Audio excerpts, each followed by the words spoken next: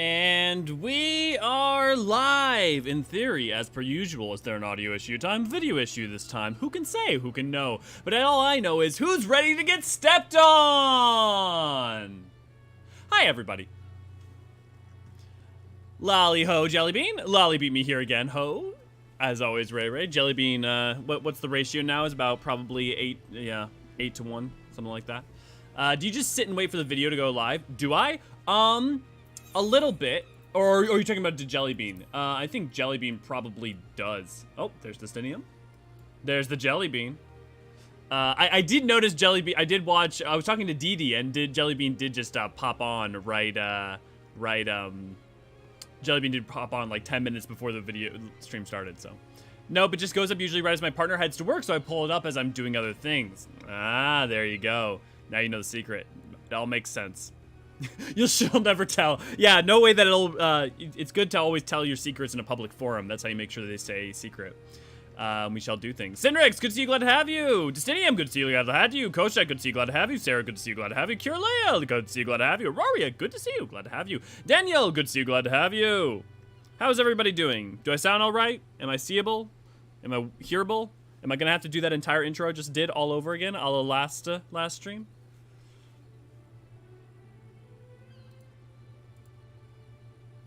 You'll have to let me know.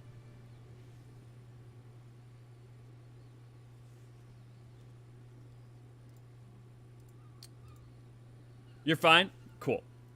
Good.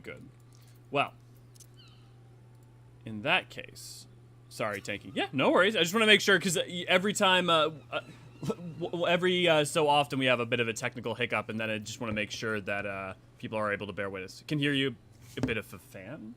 I don't think I have a fan on. Unless it's like my computer. Jolly, good to see you, glad to have you. Let me turn off anything that might also be affecting my computer fan. I mean, I don't really have anything up. Let's display capture off. Cool. Cool. Aubrey, good to see you, glad to have you. Also, I don't think any of you responded as to how excited you are to get stepped on. Speaking of, don't forget that we have Shiva today. So if you want to be there for the trial, you can come join us under the tea tree. We have some preliminary things, obviously, to do beforehand, so that way it won't be so people can trickle on in and join us in a bit. Speaking of preliminary things, that's Monk. We want Dragoon. Let us go do the Dragoon story.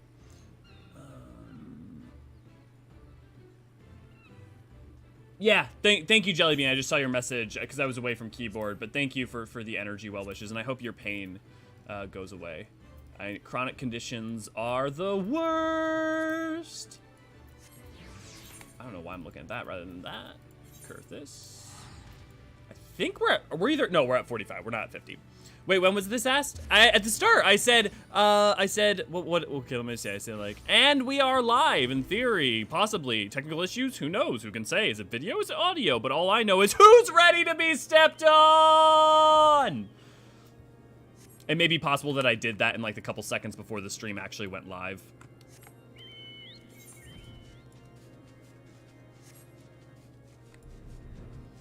I'll try to get there. Just need to bring in some groceries and start laundry. Yeah, no worries. We're going through Dragoon, and we made it, thanks to you guys on Sunday, we got our Dragoon to 50, so we may even do 45 and 50 today, especially because we're, basically, I think the plan is we're gonna do we're gonna do this episode, we're gonna do the episode after this, which will be,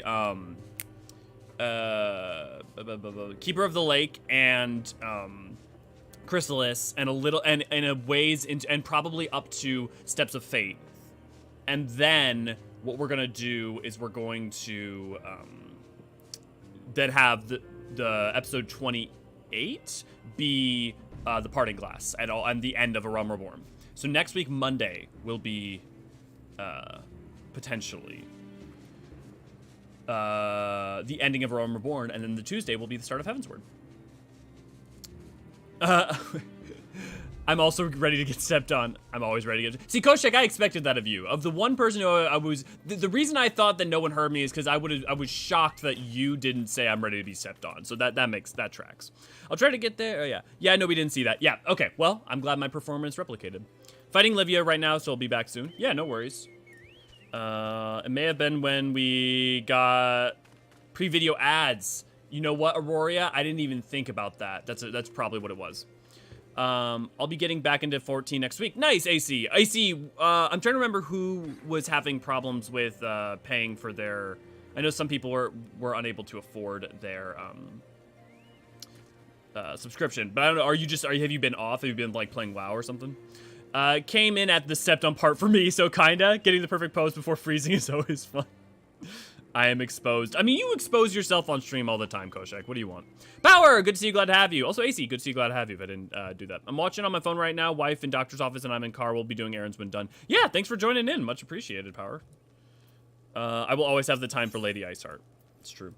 Understandable. So you would join your strength to Estinians, that Ishgard might be free from the rage of the Great Worm forevermore. Then I shall honor my promise. You shall have full use of your powers by the time we are done. Before we begin, there's something I must needs confess. You will recall the tale of my battle with Nidhogg 20 years past, and how the power of the dragon left me on account of the injuries I sustained. What I said was an untruth. The power did not abandon me, Elio. It was I who abandoned it. Being derived from our mortal enemies, the power of the Azure Dragoon is a double-edged sword. Even as it lends us the strength we need to smite dragons, it heightens our communion with the creatures, rendering our minds more susceptible to their seductions than ordinary men. Even as I buried my lance in Nidhogg's flesh, our gaze locked, and mine eyes met then with a look that would fair impale a man. In that instant, I found myself assailed by a torrent of emotions not mine own. Sorrow, rancor, pity. They threatened to drown the man in me and leave behind a dragon. Fearing that I might turn traitor, I chose to purge myself of the power that the Eye had bestowed upon me. Thus regaining lucidity, I was able to rout the grievously wounded Nidhogg. Alas, countless of his brethren yet remained, as if to mock me. They fell upon Ferndale with vengeance. Bereft of my power, it was all I could do to save but one child. Nary a soul knows of this, nay, not even Estinian, but I can keep him in the dark no longer. At our last meeting, Estinian said the protecting Ishgard and exacting revenge upon Nidhogg are as one to him. That frame of mind, I fear, may as well lead to his demise. The desire to protect and the desire to avenge are opposing forces that can ill be reconciled. Worse, the latter serves only to cloud his sense of self. When next Estinian and I meet, I intend to confess all, though it mean the loss of his good opinion. The outcome of the coming battle and his very life may well depend upon his readiness to relinquish his power. Never allow yourself to forget the origins of your strength. Ever does the dragon lurk behind your eyes, biding its time, ready to claim you for its own. Aught less than complete conviction, and you will find yourself in a vice-like clutches. So forewarned, let us return to our present endeavor. My promise to Estinian was that I would impart unto you the technique that will mark you as a true Azure Dragoon. If you would know the truth, however, this knowledge is not within my power to bestow. No, you must claim the technique, much as you claimed the fourth piece of the armor you bear, by proving yourself in battle with the dragons whose power you would unite with your own. I entrust you with the flute once more. Take it with you to the southwest of the Providence Point, and blow a single note. By locking wills with your adversary and prevailing, you will prove yourself worthy to champion the cause to which your lance is sworn. The dragon within you shall then awaken. I miss sloppy Sundays, not gonna lie. No worries. There's always another Sunday. There's always another Sunday. Yeah, but speaking of, if you ever guys want to join us on Sundays, we are over on Twitch where we kind of just hang out and we do different stuff. Historically, we've done Jackbox. This week we did people helped me level Dragoon, and we just like hung out and did all sorts of stuff. I think some people were at LunarCon, some people were just over doing different stuff. So it was pretty low key, but it was a good time. It was a good time. Also, I'm now a Dark Knight. Nice!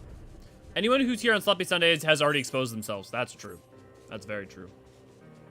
I've been playing other games. Next week is free time for me to 14 and get into 6.2 later. Nice! Wait, is it next week?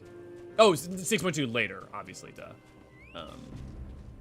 Because we, on the 12th, we've got the live letter, which we will stream live, which will be very exciting. No comment. Yeah, that's because I'm right. That's why no comment.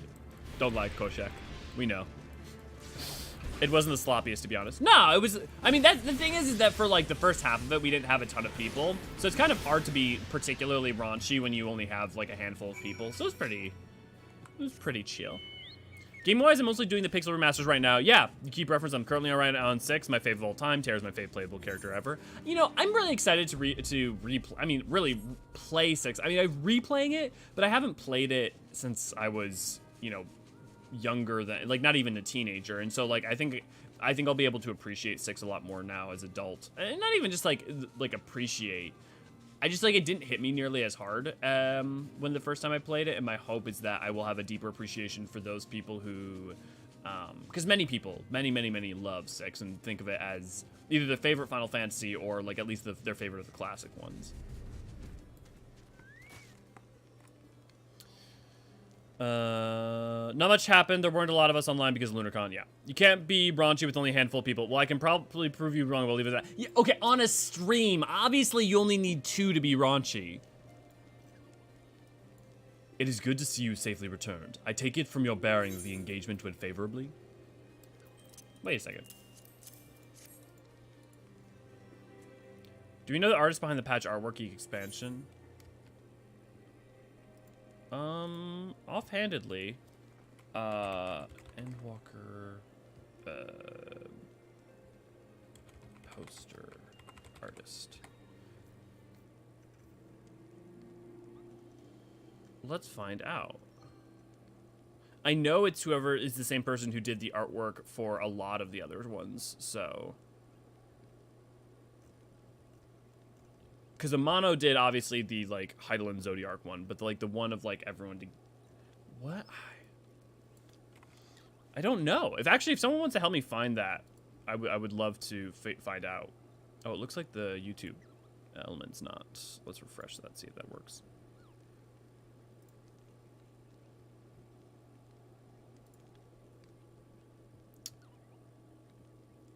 Well, hopefully those pop back in. There we go. Now chat can be seen. I wasn't talking about that. I was talking about my Discord. Ah, there you go. Silver Kogaku, good to see you. Glad to have you.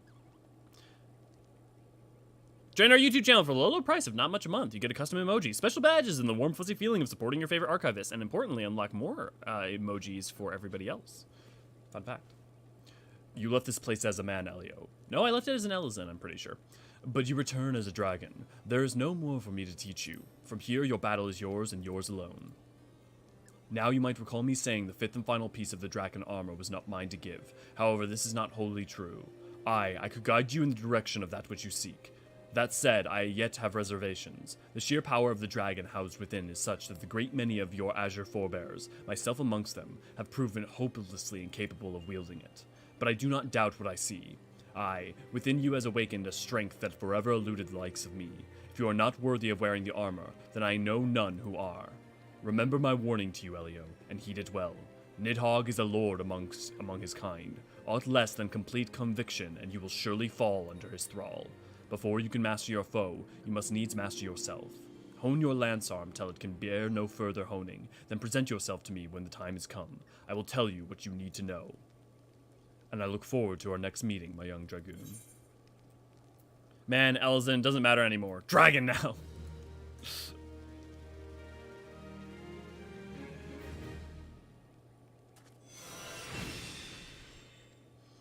I was like 15 when 6 came out, and I'm thinking that whatever expansion goes to Mara City will be the 6th expansion. We'll get my reason later on the Discord. You know, it's an interesting quandary because I don't know that I would necessarily assume that Mara City would be Hyper 6 related. Obviously, you've got the Warring, the Warring Triad and stuff. But like, since all expansions have seemed to be a pastiche, I wouldn't be surprised to bear witness to aspects of 3, aspects of 6, some 10 aspects. They've really centered a lot of the 12 stuff amongst like Southern Othard and like South Eastern Ilsabard. So 12's pretty cut out. 13 we don't have a lot for, nor do we for 15. I mean, which makes sense both because of their modernity aspect, but also because of like most of the devs who played them probably were, they're inspired more by things that came from before 11. Hell, like some of the people who worked on 14 worked on 10. I mean, there's a lot. We were just talking in the Discord. Someone was mentioning how much they wanted 9 stuff. So I could see a lot of room for a lot of different ways to play it.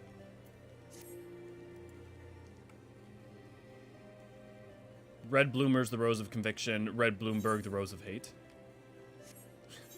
I literally, is that a reference from 6? Because I literally, I don't even recall that. That's how long it's been since I played 6.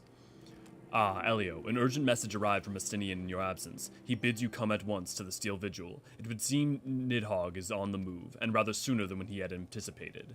It appears you have not fully become a master of the dragon within you, and yet we are racing against time. I fear we have no choice but to do battle to the best of your current abilities, and without the dragon mail, I promise. Now let us away. Estinian must know the truth of Ferndale, lest he fall for the Great Worm's seduction. Being someone who never played any FF game before Final Fantasy XIV, anything new makes me happy. Yeah. Also, Super Narwhal, good to see you. Glad to have you. We were just talking on Sunday about those people who 14 was their first MMO who had played Final Fantasies before, and if that helped them get in. On the other hand, I'm also fascinated by those people who this is their first Final Fantasy, because like the convention of the Chocobo, or like any of the like typical conventions that are a replication of the like Final Fantasy 14 iconography or concepts or themes is wholly fresh and new, and whether that's not its own strength in some way. I want to go into the other FF games, but I don't know where to start. So, Destinium, here's what I would say for don't know where to start. Do you want to play all of them? I would first say, don't worry about spin-offs. Just worry about mainline, just to narrow down your field. Do you want to play all of them? Because if you want to play all of them, just play them in order. If you don't want to play all of them, you want to be a little bit more selective, or you want to play them more in like an order that would befit what your tastes are. What kind of combat system do you like? And would you prefer to play 2D pixel games, or would you prefer to play more 3D games? Dre, Greaseby, good to see you, glad to have you. Final Fantasy XIV was my first RPG. I started because PSO2 died. That's, wow. Is it like your first like JRPG? Have you not like played any other like single player ones? Or I would love to hear more about that, and also how that colored your opinions. This is the first FF where I finished the story. So Aurora, which other ones had you played where you didn't end up wrapping them up? I really only had general info from seeing other stuff from 7 or 10, so some of the enemies looked familiar, but I've never played any of the others aside from 14 yet. Interesting. Yeah.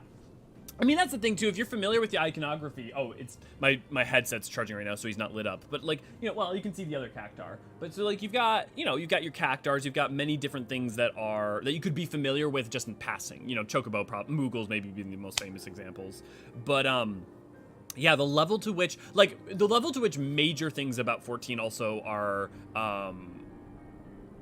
Final Fantasy literally onto its beginnings. I mean, arguably Final Fantasy 1 with those things that came before Final Fantasy, but like it's like even onto like the Final Fantasies 2, 3, 4, 5, and 6 and onwards, it's always been this taking of what was before and taking what ideas appealed to the creators and directors of that time and crafting something that uses a lot of the iconography and the concepts, or sometimes themes, and then ridding them again. But like the ideas of crystals coming over and again. I'm a Fire Emblem fan, so fantasy stuff isn't new to me. Yeah, but so like when you say was your first RPG, what aspect of it? I guess what denotes it different than the RPG aspects of Fire Emblem for you? I also played a lot of D&D, so yeah. So I mean, like the general vibe then isn't new. I tried Fire Emblem. It's not my type of game. I do ever like Fire Emblem for its art since Awakening. Here's what I'll say. Oh, Fire Emblem for its art since Awakening. Here's what I'll say. I've played every Fire Emblem since the ones that came to America. Which is going to sound weird with what I say next. Fire Emblem is also not really my game. I've always wanted to get into it, and it just never, ever clicked with me. Three Houses was the first one that totally did. Three Houses is the first time that I think that they have actually perfectly nailed the formula and made it work in a really, really fun way, even for those people who weren't historically super into Fire Emblem. So I cannot recommend Three Houses, and I literally can't recommend any of the others. Because I don't particularly love them. And there's some problems I have even with the newer ones with like some of the like, anyways, I can emphatically recommend Three Houses to people, including people who are not huge fans of Fire Emblem because the introduction of a lot of certain mechanics, I think, takes away from the downsides of that type of gameplay, and the introduction of other mechanics allows for a lot more enjoyment and expression. And the cadence of teaching in classes in school and like basically doing Hogwarts, then war, then Hogwarts, then war, then Hogwarts, then war works phenomenally. Alberic, I've waited long for this day. You, who fancy yourself an Azure Dragoon, the man whose cause you have taken for your own, is a coward. He relinquishes the power of the dragon of his own volition, and watched as Ferndale burned. Do you not think it ironic that I was chosen as a Dragoon? I, an orphan who has naught to value to protect an Ishgard. I suppose I must give thanks, for it was the eye that revealed to me the truth of a truth so damning as to undo a lifetime of trust. I loved you as a father. I can ill forgive you, Ferndale. For Ferndale.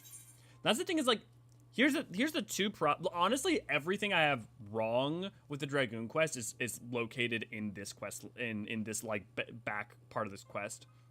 And especially this of it's because Estinian is basically damn near fallen at the point you meet him in this quest line, and they don't really address the space of character change between here and Heavensward. And then also the soul of the first Azure Dragoon also is like, what? I mean, like, it's fine. It's totally fine. It's not a problem. There's like a lot of ways you can justify its existence, but it is just like, what? Okay. So I feel like, as much as there's a lot of great setup for the Heavensward story, or the Heavensward story coming out of the Dragoon quest, I do think there's like some friction between the two. As I understand it, you have kept even the Archbishop in the dark regarding the missing eye. Do you mean to take your shame to your grave? But I waste my breath. Prepare yourself, old man, for I shall lay waste to all things you hold dear. And once I'm finished with you, I shall do what no Azure Dragoon has succeeded in doing. I shall claim Nidhogg's head. Calm yourself, Estinian. Your rage renders you vulnerable to the dragon's influence.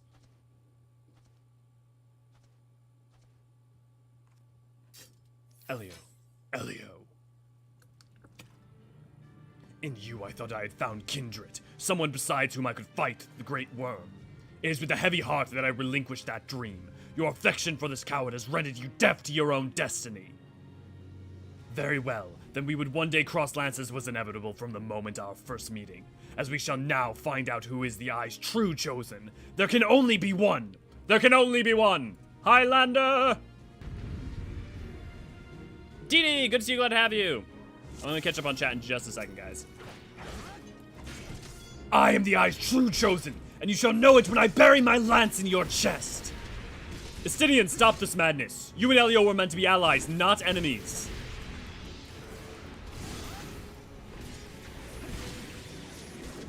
Is this the part where I Fus Roda? Wrong game. The dragon stirs within you.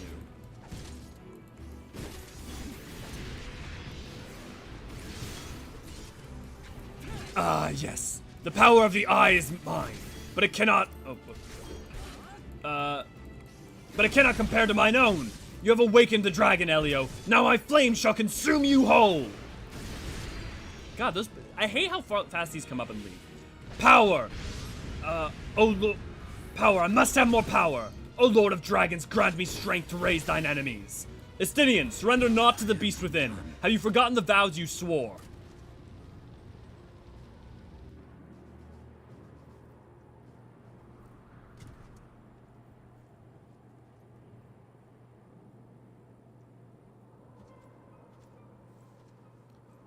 Feeble creature, dost thou desire power?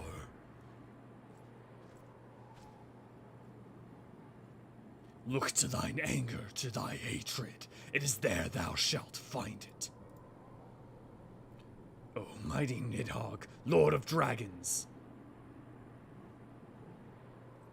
They don't meaningfully address this in Heavensward, basically. Grant unto me thy blood, that I might be granted the claws and fang wherewith to rend thine enemies!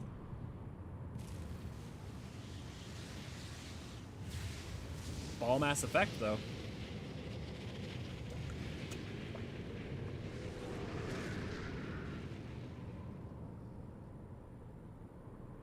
Aldred.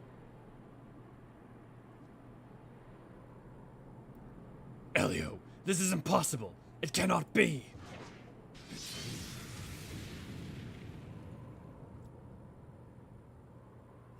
The interesting quandary is whether or not that's a byproduct of Soul Crystal or Soul itself. And whether Haldrath was perhaps a prior incarnation of the Traveler, the Wanderer, the Adventurer.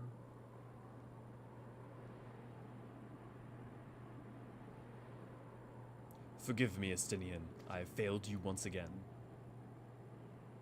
I'm fine, Elio. Somewhat shaken, but otherwise whole of body. Suffice it to say that I have much to reflect upon. Let us return to the observatory. Being someone who never played, blah, blah, blah. I want to get into FF games. I would ask that question, so Justinian, I'm sure, might respond. X was my first. What was my first? What was my first? 10 was my first modern, in terms of, when I say modern, I mean post 6. My first was either 4, 1, or 2. I'm not sure which of those. I think it probably was 4. This is the first FF where I finished the story. Interesting. Final Fantasy 14 was my first RPG. Oh, yeah, because we talked to Jade about that. I'm Fire Emblem. Tried Fire Emblem. It's not my type of game. 1, 4, 13, and 15. I would like to go back to all of them again, especially for any game that makes me feel immense guilt in the first few hours is a winner in my book. Yeah. 4 is good. 4 is really good. I think 4... I need to replay all of the classics before I give, like, a modern opinion of which one's my favorite. I have a very big fondness for 4 because it was one of, if not my first. I meant to say FF game, oops, but yeah, Fire Emblem is super different. Don't like a lot of the other FF games combat. Yeah, totally understandable. Yeah, especially like if you're not a turn-based fan. Like I don't enjoy 1 through 6 in terms of their combat systems. I just don't. Like they're just not that interesting to me. Like ATB helps some, but like they just fundamentally aren't that engaging. 7, I mean, still in that same ballpark. The first combat system, like 10 being my favorite, is in some sense in spite of its turn-based combat, but also its turn-based combat by far is I think the best turn-based combat they ever did. But like I prefer 12's combat system to like the ATB system or the turn-based system of most of the earlier Final Fantasy games, because I like things to be more active. I like 13's system a lot, as flawed as it can be at times. 14 I obviously love a lot. 15 I think it's not necessarily refined super well, in terms of being, it's like it's got style for days, but it's like mash eat all hell. I think 16 is going to be phenomenal for like what I prefer for combat. I'm mainly looking for a game with a good story and combat that can be easier to pick up. Then 10 actually might be your best choice, Justinium, because Justinium at 10 is, I would argue, obviously I'm super biased, so take this for as you will. I think 10 has the most, I think 10 is one of the few Final Fantasies that doesn't have an asterisk around its story. And what I mean by that is that I think things like 8 has some like iffy parts in the back half because it doesn't feel truly complete. 7, especially because of its technical limitations, doesn't work. Like to me, like its story is deeply hindered by its technical limitations, and remake is not a remake problematically in some ways. 9 I think potentially works. I think 9 potentially works. I don't think, but 9's not my favorite story. 12 has a 5-act structure, and its back 2 acts are really kind of rushed in some ways. 13 has some problems that are fixed by 13-2, but it's got a lot of pacing issues, and there's a lot of overhead in getting into its combat system. 14 is 14. 15, as I've said elsewhere, you know, has a lot of gaping holes in its narrative.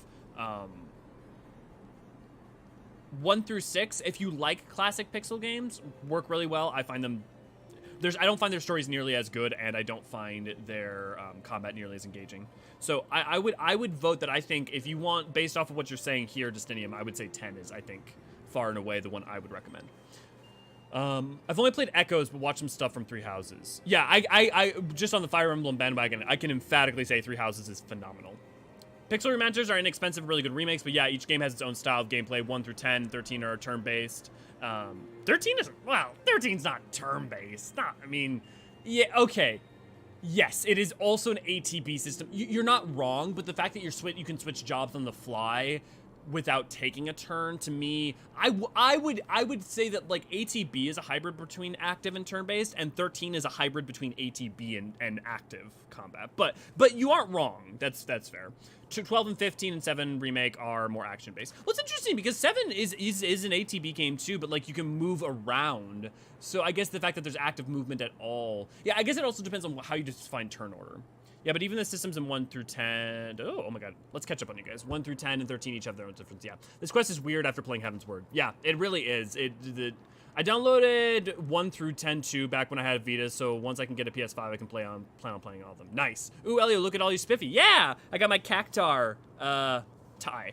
See that? That's called foreshadowing. Well, that's the weird thing, though, but it's like the foreshadowing you get for the Dragoon stuff doesn't pay off here. Like, it's not even like this foreshadowing. It's more like they had an idea that they didn't pay off here, and then they reused the idea in some ways. But it's not.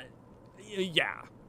I did also play 10, but I got to a point of needing to grind, even though I fought everything I ran into, and I'm not much of a grinder. That's interesting. You shouldn't have. I've never, other than like when I was a really small kid, you unless you're going for like ultimate weapons or something, and even then, you don't really need to grind. It's just like a different like bullshit to get them. But you shouldn't need to grind if you're using the sphere grid. Yeah, I don't know, Rory. Maybe I couldn't tell you. There's also a lot of like lovely things to do off the side, so it's possible if you didn't do any of the side content doesn't reward you anything, but there's just lots of like reasons to like go off the unbeaten the main path. In you, I thought I had found a compadre. Do a super chat. Make Elio say weird shit in a silly voice because it makes Deadpool happy. It's true. I did Deadpool little treats. Maybe because Estinian is holding on to it. Oh, I don't know, Aurora. I meant holding on to what though? I don't know. Oh, the dragon's eye. Yeah, it's kind of funny when you meet Estinian with American Star of Heaven Wars. He's just like, yeah, that was kind of cringe. Let's move on. Super Narwhals is a perfect way of putting it. That's exactly how Estinian is. He's just like, yeah, that was kind of cringy. Anyways, back to the thing at hand. I mean, there are moments where he had the eye when we had the eye when he didn't. Not very often, though. Yeah, okay, I'm back. Laptop crash. No worries. Welcome back. Or maybe Estinian is in Nidhogg's mirror. Well, so all of that is true. All of those things are thematically true. It's not a problem of that element being present. It's that the friction between how he acts and his presentation and where he's at the end of this quest line, and then meeting him in Heaven's Word with no redress of that differentiation is more of the problem. Like, he goes from being going to be killed by Ishgard and excommunicated, nearly subsumed by the dragon and wants to kill you, to Amaric's right-hand man, focused purely on Ishgard and like one of your best compadres. So it's like it's without, I mean, like, he doesn't immediately start as a best compadre, but my point is like there's like there feels like a step missing. And the Warrior of Light, so far as we know, is incorruptible. Well, it's interesting if our soul's etheric density prevents us, but also like it's kind of like a ring bearer thing too, right? Where we don't bear it all the time. Whereas Estinian is particularly susceptible and also a bearer of it constantly. I'm gonna read this and then I'll catch up on you guys.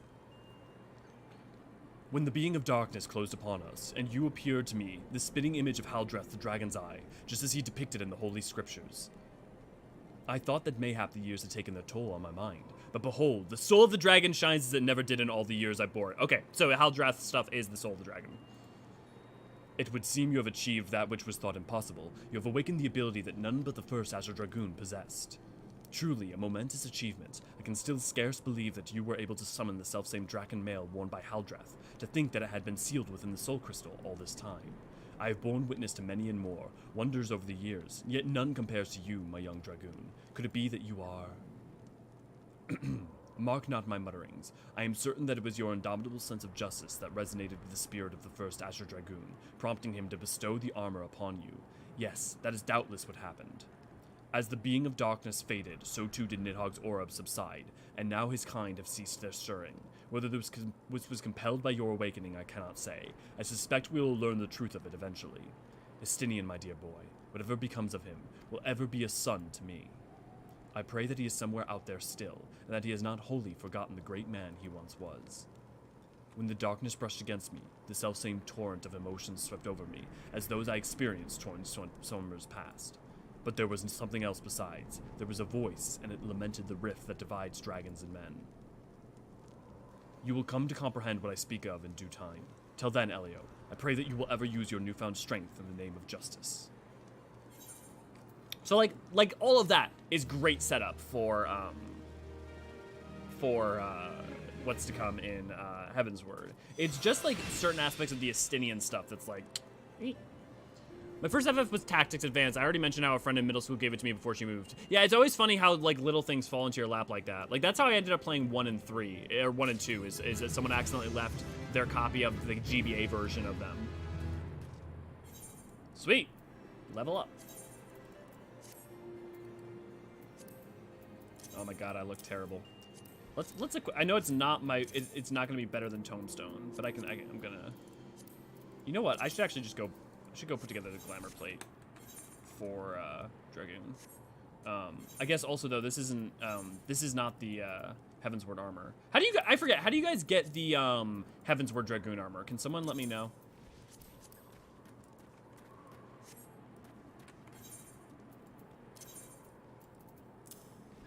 I wonder if Ray knows. Ray always knows. Let's go back to Lenosia, and then we're gonna do that, and then we should get going on the MSQ. The Dark Knight questline begs to differ. In what regards? Oh, well, I mean, but the Dark questline isn't you being corruptible. It's more a representation of your bitter sense of vengeance and justice writ into form. So that's not corruption. At least not to me. To me, I would argue that the Dark Knight questline is not you being corrupted. It is the burning sense of impassioned justice and the aspect of that of you within yourself writ flesh. Estinian and Nidhogg do have a lot in common. The Warrior of Light, also the Blessing of Light. That's true. Our Blessing of Light and Echo, like combined, gives us quite a bit of protection. That's a really, really, really valid point.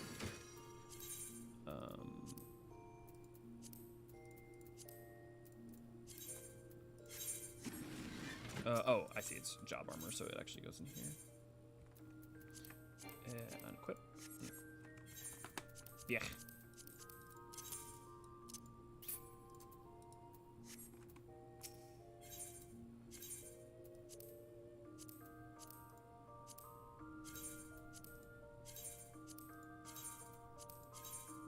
Let's put all those rewards away so that they're not taking up space in my inventory.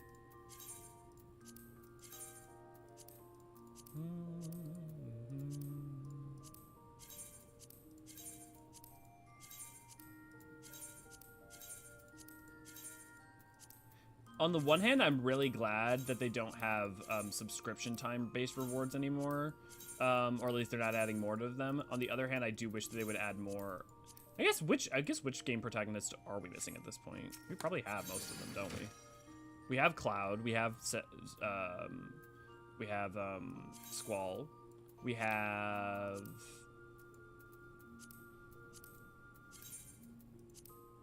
There we go.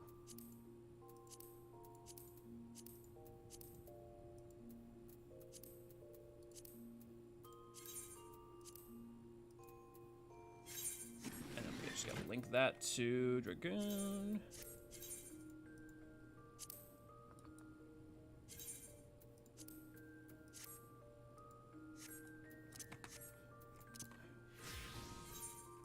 Perfect.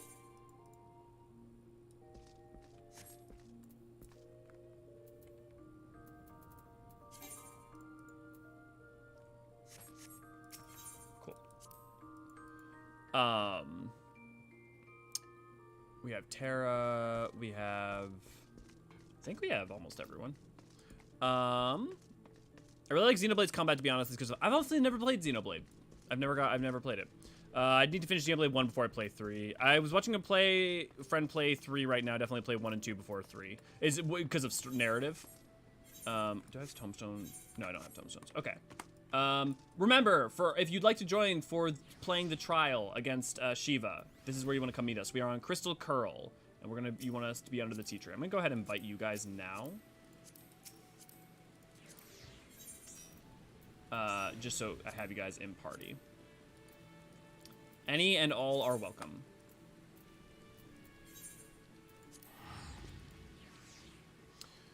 Doing side quests in 3 while watching listening. Nice, cool. Real-time combat helps add urgency to your choices when turn-based combat lets you take advantage of time between your turns. Yeah, and there's also just a lot more skill expression because when something's turn-based, you're just, it's chess. And that doesn't mean that it doesn't have skill expression, but it's a lot more, well, it's chess where you can plan out and pre-prepare and stuff. And that's just less interesting to me than being able to, like, do. I got dismissed from the duty after being DC'd. Oh, I'm sorry. If you enjoyed the stream and you aren't already a member of Discord, why not join us at https:/discord.gg/Eorzean archives. Also, it'll make Ray Ray happy. You want to make Ray Ray happy. No one would want Ray Ray to be happy. I don't want to be Ray Ray to be unhappy, because if Ray Ray is unhappy, you'll be unhappy. Gabi now has voice. Every time I see one in game, I hear your voice acting now. Woo! Yay! Gabi! Uplanders must hear Gabi voice. Wahaha! Oh my god, we're gonna get to Eorzean and it's gonna be fucking wild, man. We're just gonna be doing this voice like all the fucking time. I'm gonna spend the entire day just doing this voice. It's gonna be wonderful. Honestly, I love doing this voice. It's a little more comfortable than my own voice sometimes. It's kind of weird that way. I still prefer the bright blue dragon armor over the darker armor color scheme. Yeah! You know what's interesting to me about the Dragoon armor? Dragoon armor is like Chocobo, where like if you look at every rendition of the Dragoon armor, it's different from game to game to game to game whenever you see it. It's never the same, and yet you can always recognize it as Dragoon armor. Like Estinian's armor is wildly different than Kane's armor, and yet they both are like, yep, that's Dragoon armor. Same D. Hello, I'm green. Yep, it's purple. Who is now green? John, good to see you, glad to have you. Yep, it's purple, good to see you, glad to have you. Level 69. Nice. You say 60. I say 69. Nice. Centiro seals for the armor. Oh my god, is it really? Fuck. Well, we're gonna have to do some farming for that. Maybe we're gonna have to do that on a Sunday time. I haven't got that far with Dragoon, sorry. No, Ray didn't have the knowledge. At least Koshek did. What Sin said, pretty sure it's from 60 job quests. I don't think so. Isn't it different? I think they stopped doing job quest armor, didn't they? Or is it the Centiro seals are for the dyeable armor? My Dragoon is a cook using the Great Moogle Spear. Heavensward relic armor is from daily hunts, I believe, Centiro seals. Finish the Dragon questline for Heavensward, you should get the coffer. Okay, so I think what it is for the dyeable things is Centiro seals. What's the question about Dragoon? Everyone's got it. Also from Centiro clan vendor, that works too. Give us more Fantas. Fantasias? Is that what you mean? I'm unsure. But honestly, the best Dragoon weapon is the Moogle one since it's a giant fork. Do I have a Moogle coffer? I wonder if I have a Moogle coffer. No, I have the Worm's armor coffer though. Oh wait, is that a Moogle coffer? Oh, I think that might be the Moogle coffer, guys. Oh, it's time. Come on.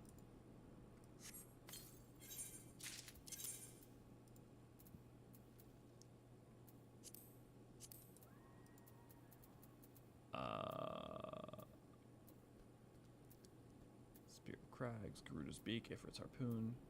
Oh, no. No, I think it was one of the, yeah, I think it was one of the, primals. Oh, well. Unfortunate.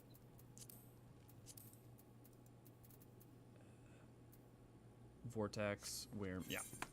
Okay.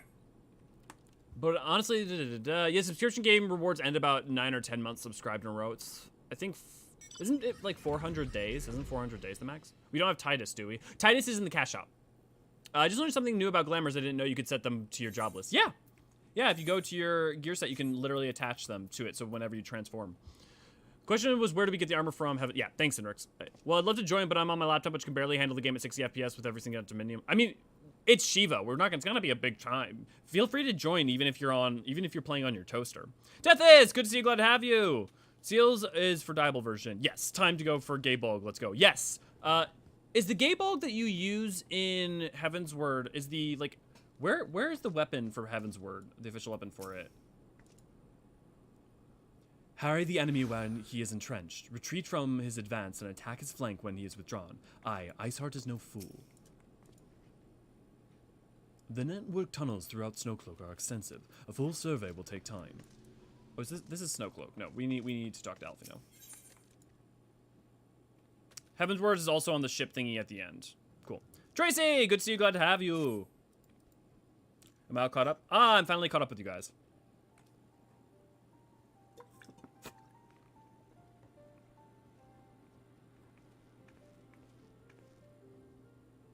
Antecedent, you come to us straight from the archives of House Fortons.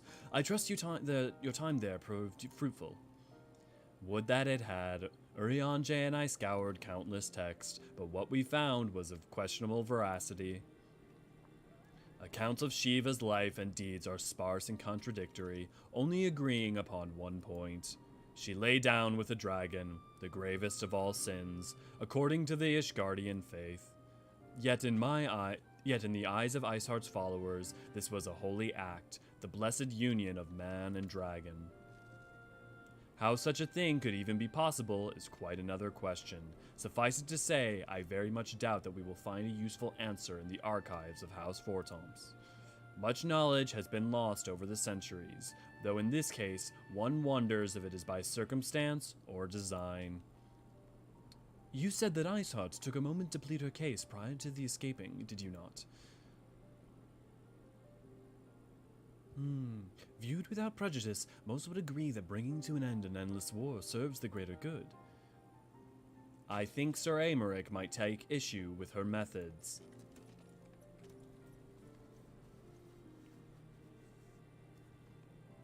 I do not care if a few stragglers manage to escape. Until the sappers confirm that the tunnel is safe, the men are not to search it. Yes, Lord Commander.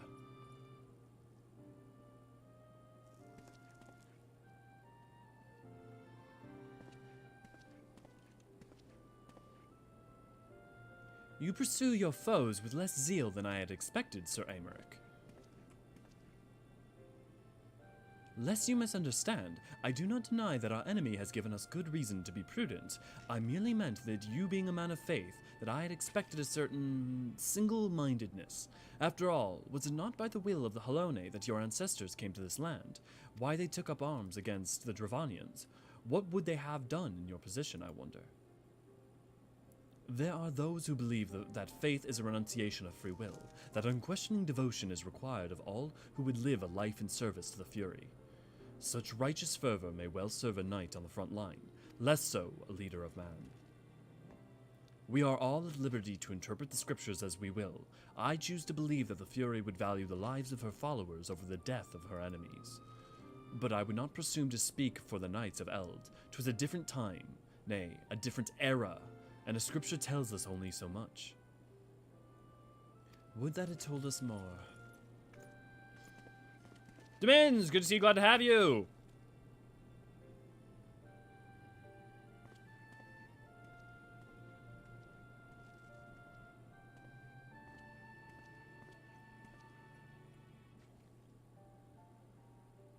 That man is awfully pragmatic for a servant of the Holy See. A welcome trait at the negotiating table, to be sure. Less so when one's enemies are making ready to harness the power of gods. Mayhap he does not truly believe that Iheart's plan can succeed. Truth be told, I too remain somewhat skeptical.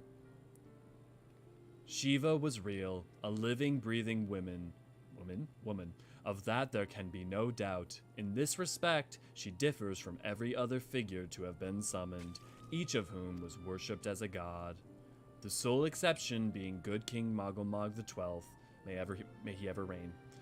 The myth made manifest in response to the fervent supplications of the Mughals Guard. Really, like, literally one of the back-end elements of 2.x is explaining primals are not what you think. Like, literally each primal is about that. Odin is about that. Ramu is about that. Mogulmog is about that. Shiva is about that. Leviathan arguably isn't about that, but at the same time, that's because you're having the other echo information being provided to you via his summoner. Zayn's Shiva may differ, but what of the heretics? They are a tribe of outcasts at war with a mighty nation who yearn for the resurrection of one who embodies their beliefs. If that is not placing one's faith in a higher power, then what is? Crystals and conviction, Minfilia. They have them both in abundance.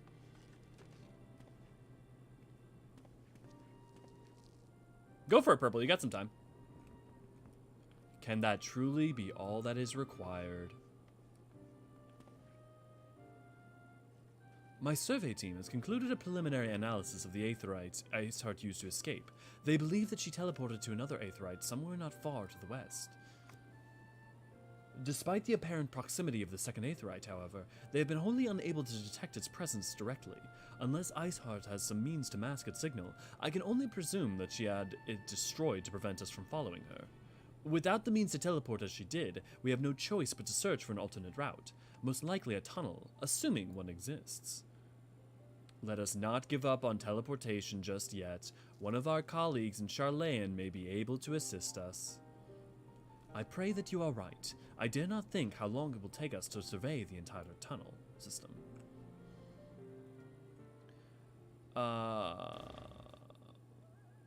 Can't join right now because still got to do work while I listen to stream. No worries.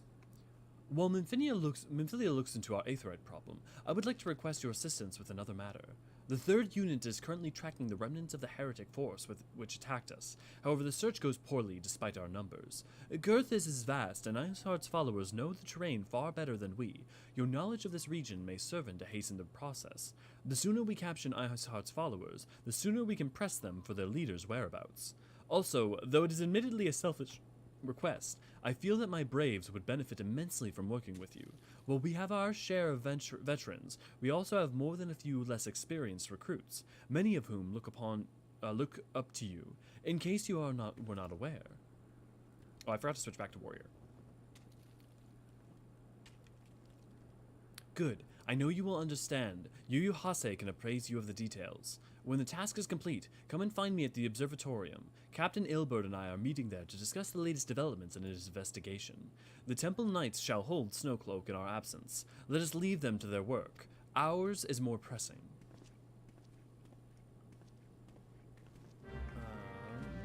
Look, Alfino Minfilia knows to dress sensibly in the snow. Well, it's funny because Alfino learns eventually.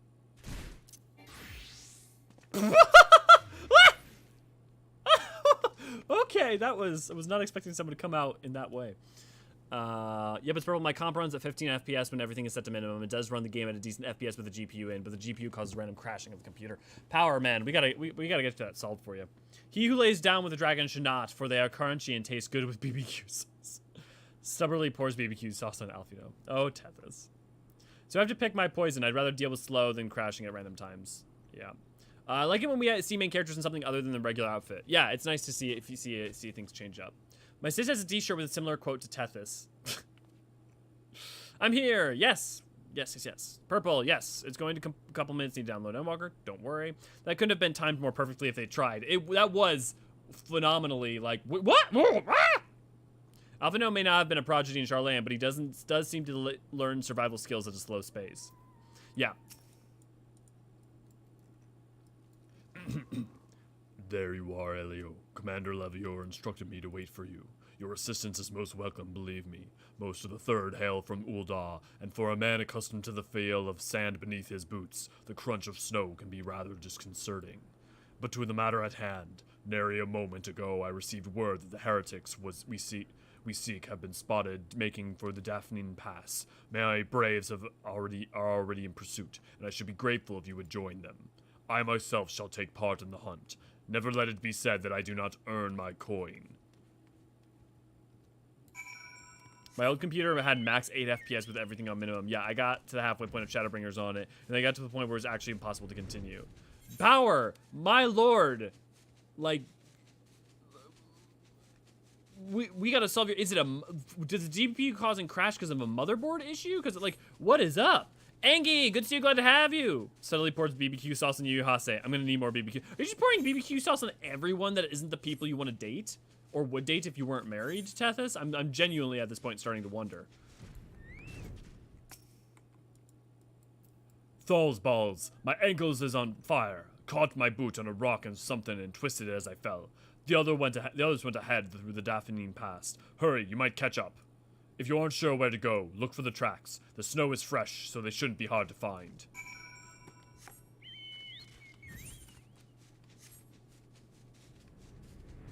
Hands Tethys a large case of BBQ sauce.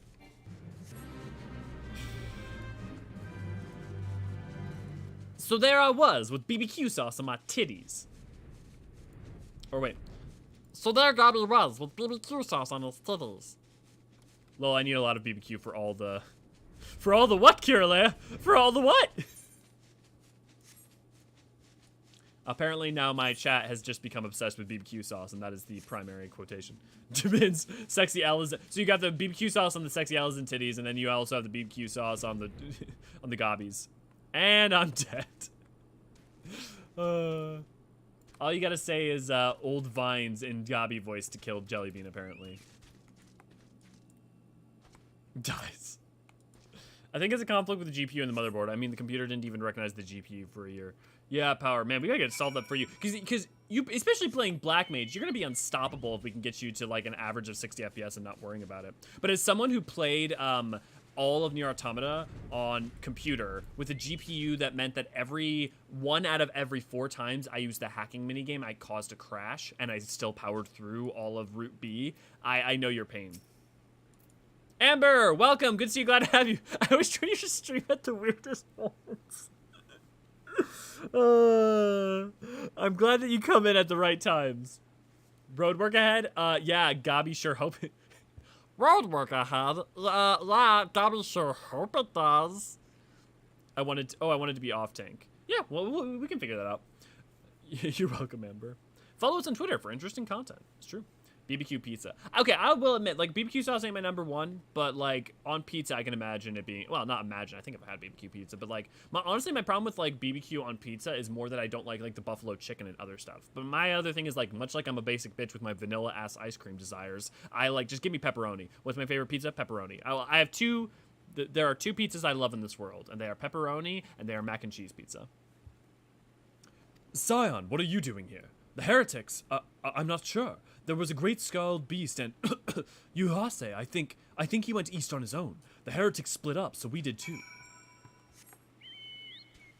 Oh my god, they were roommates. Oh my god, they were roommates. Oh my god, they were roommates. I need to start charging you guys for my Gabi voice. I'm gonna kill him. Doing just memes. Just like sitting around and redoing all of the memes, like all the Vine memes, but in Gabi voice. Mac and cheese pizza? Yeah. Oh, I don't have my normal headphones on. Mac and cheese pizza is I mean, it's not super common, but a lot of pizza places have it here. It's pretty common. And it's delicious. Just checking my retainers and I'll pop over. Awesome. Don't forget, if you'd like to join us for Shiva, head on over to Crystal Curl. How embarrassing. I was so intent on following the heretics' tracks that I almost failed to notice they had doubled back. Almost.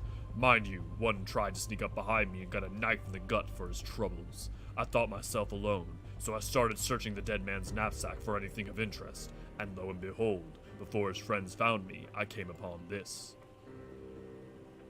Withdraw in groups of 3 or less to the observatorium. Give the signal and wait. The merchant will be watching. Be late and be left for dead. Speaks for itself, does it not? They cannot possibly mean to rendezvous inside the place, so we should restrict our search to the surrounding areas. Let me rephrase that. You should restrict your search to the wilderness around the observatorium. I will need more than a moment's rest to recover from these wounds. BBQ pizza with grilled chicken is good. Honestly, grilled chicken is too much for me. Like on pizza, it's just too thick. Howdy, hey, sorry I'm late. No, good to have you, Professor. I'm good to see you, glad to have you. Oh, Auroria, thanks for the $5. And I'll get to your, here's payment for giving us random breeze with your Gabi voice. Much obliged, Auroria, and I guess for lack of having something else to say, here's payment for giving us random reads with your Gabi voice. XP. If you want to be turned into a real feral gremlin in 0.5 seconds, just put a pepperoni bacon stuffed crust pizza in front of me. I can understand that. Dude, cheese stuffed crust pizza slays me. It truly does. I love it with a fiery passion. The problem is, like, my favorite stuffed crust comes from Pizza Hut, but, like, their pizza's not that good. I am through with listening to your excuses. We leave now. How? The woods are crawling with those bluecoats. The knights are searching every wagon that passes through the gates. Yo, guys, anything up to anything suspicious? Well, stay with him, then, if you think you'll fare any better.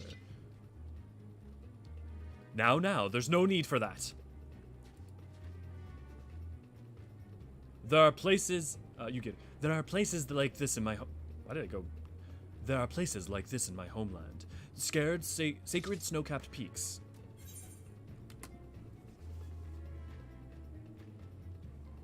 Sacred snow-capped peaks. She could either be talking about where the Yol are from, or she could be talking about the Skade mountain range. I wonder what she's referring to. Probably the Crescent. I'd probably think the Fanged Crescent. Yet your land ever thirsts for the blood of the fallen, and by your deeds it has drunk deep. No, I've done no wrong. None but meet in secret with heretics. Deny it at all you will. We shall have truth from you yet. Inquisitors are not the only ones skilled in the art of interrogation. Oh, Ray, I wish you could sit down with me and teach me how to do a Manchester accent, or at least a decent enough one to. Damn it all! To be ready for when they do the Ilberd voice crossover. Fancy meeting you here, Elio. I presume your work with the Third has brought you here. Hither. What a tangled web. Lest you wonder, we came not for the heretics, but for the merchant who has been conspiring with them. He came to our attention during the course of our investigations into the Ivy. It beggars belief, I know, but it seems our favorite guardian spy may have been providing assistance to Ihasheart. Were it not for the efforts of Lady Yugiri and her shinobi, we might never have discovered this connection. Master Alfino is too kind. I fear my people and I have done little to aid your search for the spy. We long to strike back against the Empire and weaken their influence in this land, to prevent the tragedy which befell Doma from reoccurring. The days ahead and the work they promise will require a very particular set of skills which I am fortunate enough to possess. If you will allow it, I would accompany you until the investigation is complete. That is most generous our offer, Lady Yugiri, and one which I gladly accept. Thank you. Though I may disappear for a time, I know that I shall never be far and shall always be watching. A comforting thought. Come, Elio, let us wait inside for Captain Ilbert to return and deliver his report. Also, reminder that thanks to your guys' lovely contributions, we funded the cosplay goal, so we are going to be doing a cosplay stream. Now, that said, I have started work on doing a lot of the accessory stuff for Eorzean. However, I'm having his the cloth aspect of his outfit done for me by a friend because I'm just not as good at sewing as she is. And so it may be a couple weeks until we actually get that going. In the meantime, I'm going to do a separate cosplay stream with the cosplay I have on hand. And what I'm thinking is I will use one of the cosplay I have on hand and we will do it for maybe a sloppy Sunday. Because doing a random Star Wars or non-Final Fantasy XIV cosplay for a MSQ replay seems a little bit awkward. We could also I could do one for the sloppy Sunday and one for the community stream. Let me catch up on you guys.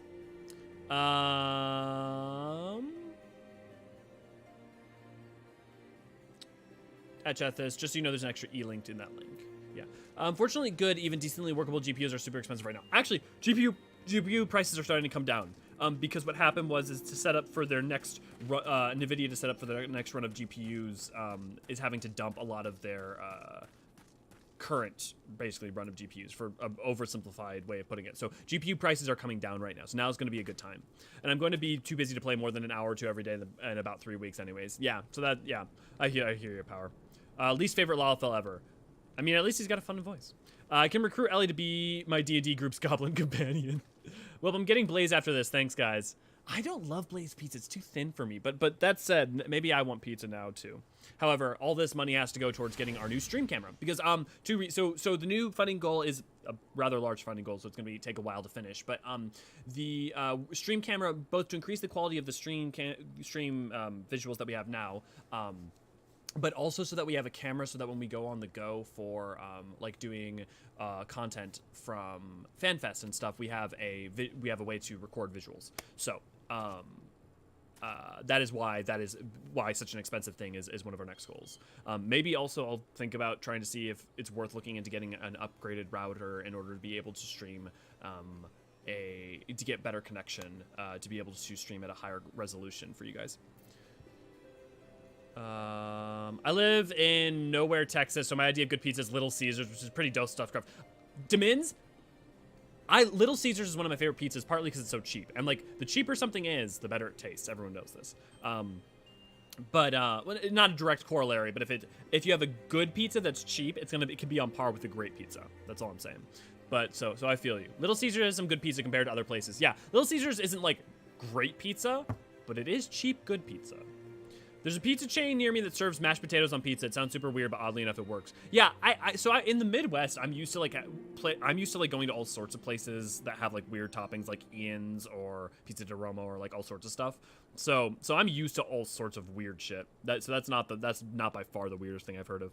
Transfer underway. Woo! For al amigo, slope. Des, and I want to try mashed potatoes on pizza. I mean, like if you're up for it, you're up for it. I'll see if I can find you some YouTube videos on speaking Yorkshire. Please do, Ray Ray. I looked up and there was like no good ones for like speaking like a Yorkie. The like best one was just having a Yorkie talking. So yeah. Taco pizza? Not a fan of it, but it is definitely a thing. Do it!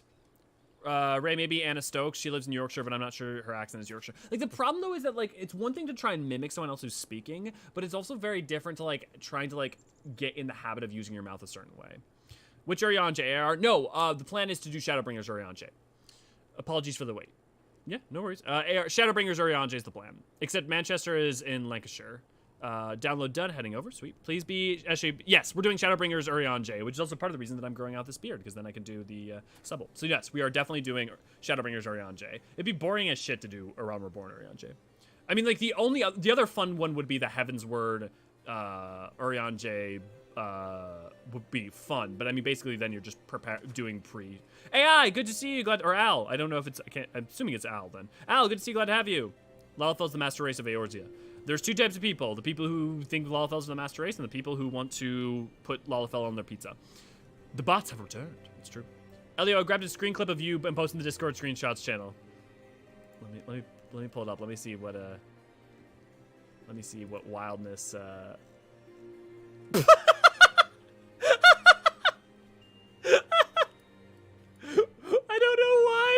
I don't even know why this came to mind. I'm getting this is why you should join our Discord, by the way, guys.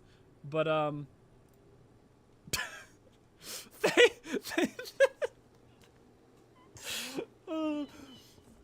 thanks, thank you, I think, Tethys.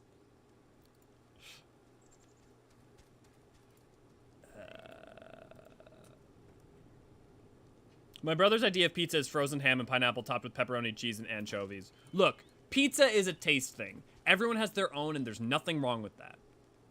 That also sounds like a garbage pizza. Captain Ilbert seemed confident that the merchant's resolve would swiftly crumble when pressed. If so, we should have new information ere long. As to whether it will bring us any closer to learning the Ivy's identity, I would rather not say. Given our adversary's cunning, I shall consider us fortunate if we are spared another wild dodo chase. The gods know we have more than enough to occupy our time as it is.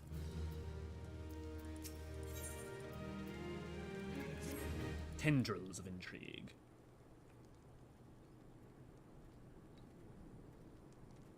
Yeah, the tea tree. Cool.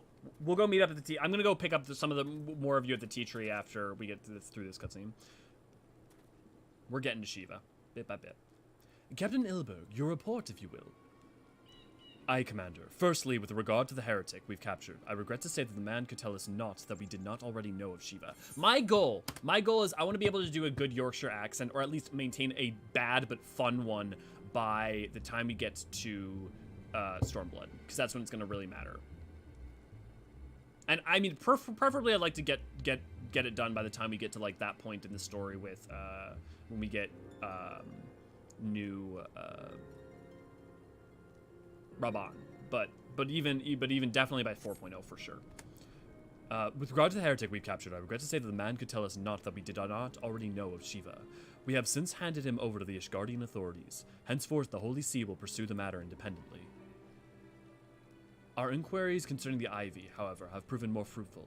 We've ascertained the channel by which the heretics acquired their information on the shipment routes. Go on. You will recall the flame we first identified as being in the Ivy's employ. From him we were able to trace a trail of conspirators, each taking us closer to his master. Alas, the trail came to an abrupt end. Fearing that the investigation had been compromised, we took the necessary steps of detaining all suspected of conspiracy. There were 5 on our list, including a flame stationed at Revenant's Toll. The man's primary duty was to keep an inventory of donations from abroad, the particulars of which we would share with the benefactors, thereby ensuring that needs did not go unfulfilled. By virtue of his role, he was privy to the details of all shipments bound for the settlement. Needless to say, that included those originating from House Fortance. We knew the precise route the caravan would take, and he sold that information to a merchant. I think I can guess which one. None other. With a little encouragement, he soon confessed knowingly aiding and abetting the heretics.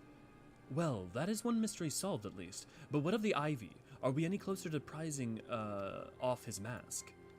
I dare say we are, Commander. Our relentless pursuit has forced him to commit a grave error. In a desperate bid to cover his tracks, the Ivy resorted to exercising certain administrative powers available only to the high-ranking members of the Immortal Flames. If you consider, then, that our investigation is known to barely a handful of them, the field of suspects is greatly narrowed. You mean to say that the agent is among Raban's innermost circle? Someone who has been with him since the Immortal Flames establishment? 'Tis the most plausible explanation. The infiltration likely occurred during the company's founding, with the groundwork for the act being laid beforehand. To slip into a position of authority unremarked and remain above all suspicion all these years. I too was surprised, though I really should not have been. Of the three grand companies, Ul'dah was ever the more vulnerable to infiltration. Both Limsa and Laminsa and Gridania had long-standing armed forces that lent themselves well to the formation of the Maelstrom and the Order of Twin Adder. To all intents and purposes, it was the same people, loyal ones, mine under the same leadership. Only the banner was different. Not so the Flames. Ul'dah's military was made up of disparate orders, most of which were glorified mercenary companies that answered only to their own paymasters. Hardly an ideal environment in which to establish something as high-minded as a grand company. The difficulties that Raban faced when founding the Immortal Flames are well known, even after he had convinced his fellow syndicate members to share the cost. There remained the small matter of finding enough bodies to fill the ranks. Indeed, and given the pressing nature of the Imperial threat, that meant recruiting every passing sellsword. Amidst the chaos of its founding, it would have been child's play to infiltrate the company. A good deal easier than now, aye. The Immortal Flames have ever been caught between conflicting interests, the public and the private. Though the monetarists ultimately agreed to support the organization's founding, it was not out of charity that they did so, but simple self-preservation. Had Nil Vendarnus' ambitions been any less apocalyptic, you may be sure that they would never have risked supplying Raban with an army. 'Tis but a wonder they did not attempt to extinguish the flames the moment the danger had passed. Returning to the present. Even as we speak, our Doman allies are shadowing several high-ranking flames, and any one of them could be the Ivy. Desiring to deal a blow against the Empire, the refugees were eager to lend us their aid. I expect to hear from them ere long. Very good. Pray continue investigations with the first. Meanwhile, have the second attend to the unrest. The third can join the fourth in inspecting crystal shipments. If you notice anything unusual, I would want to know about it. If Shiva is summoned in like manner to the other primals, the heretics would be looking for further supplies. Understood, Commander. I shall send word to Sir Aymeric informing him of our success in identifying the heretics' abettors. Hopefully the information will be of some use to the Ishgardians. It is time, Commander. Yes, I am aware. An emergency council of the Alliance leadership has been called. There have been developments in Garlemald, it would seem. As a commander of the Crystal Braves, my presence has been requested. I would have you accompany me, Elio. As the realm's stoutest champion, it is only meet that you be present for the discussion. Oh, and the antecedent has already given her consent, lest you worry.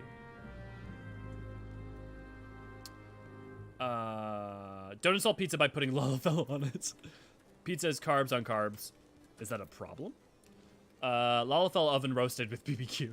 I remember when Little Caesars had 2 large specialty pizzas for $8.98. This was before they changed to hot and ready. I mean, to be fair, like the $5 large pepperoni pizza for me is like ideal because like, man, pepperoni, just give me a pepperoni. I live to serve.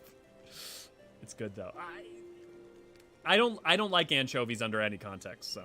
I'm glad I still found a random Shiva EX group the other day for a Blue Mage run, but it was still kind of funny to having to do an extra run because half the party died last second before the first clear to bow. That's funny. To each their own, as long as you're not purposely hurting yourself or others, you do you. Yeah. Al even throws an accent in. Yeah, mostly because I don't have to cook. Yeah. Yes, whatever happened to anchovies? They should have burned them all. That's what. My anchovy budget is $10 a month. I'm not joking. I believe you, but Jesus, Kiralea. Rin, good to see you. Glad to have you. Aurora, not being reckless around others either, because even though harm for recklessness is unintended, it's still obvious that someone could get hurt. Yeah, but I mean, the thing is that being reckless of others is not... That is not doing something that befits... Yeah, yes. Kane's World, good to see you. Glad to have you. Not any spoilers. I always felt that this plot thread forced or filler-like. Yeah, I can't agree with that, especially when you think about how much this plot thread is deeply woven into setting up for getting you to a place where it makes sense for you to be an Ishgard. I deeply feel that this is not filler. If anything, this is incredibly well executed and then this part, if you're talking about this part with the Ysael and Iceheart, all of that is deeply important for also building up for a Heavensward. So the thing is, like, remember, so there's like multiple things going on. The Primal stuff is important as a epilogue to what came during 2.0, as well as setting up for your understanding of, for instance, what's to come with Thoradin and the things of Heavensward.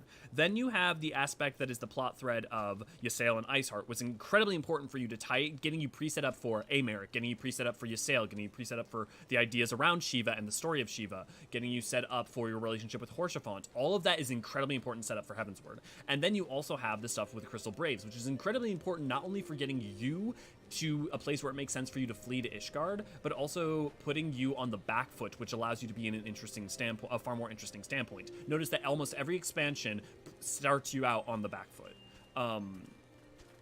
And the thing is, also, it's really important for the character growth that they wanted to go through Alphino, as well as the other Scions, as well as restricting your Scion group so that you can rebuild your relationship with the Scion bit at a time. So, like, notice that in Heavensward, you get to build up a really deep connection with Alphino and Tataru, and then they add in Y'shtola, and you get to build in more relationship with Y'shtola, right? And you're also building a relationship with Justinian, obviously.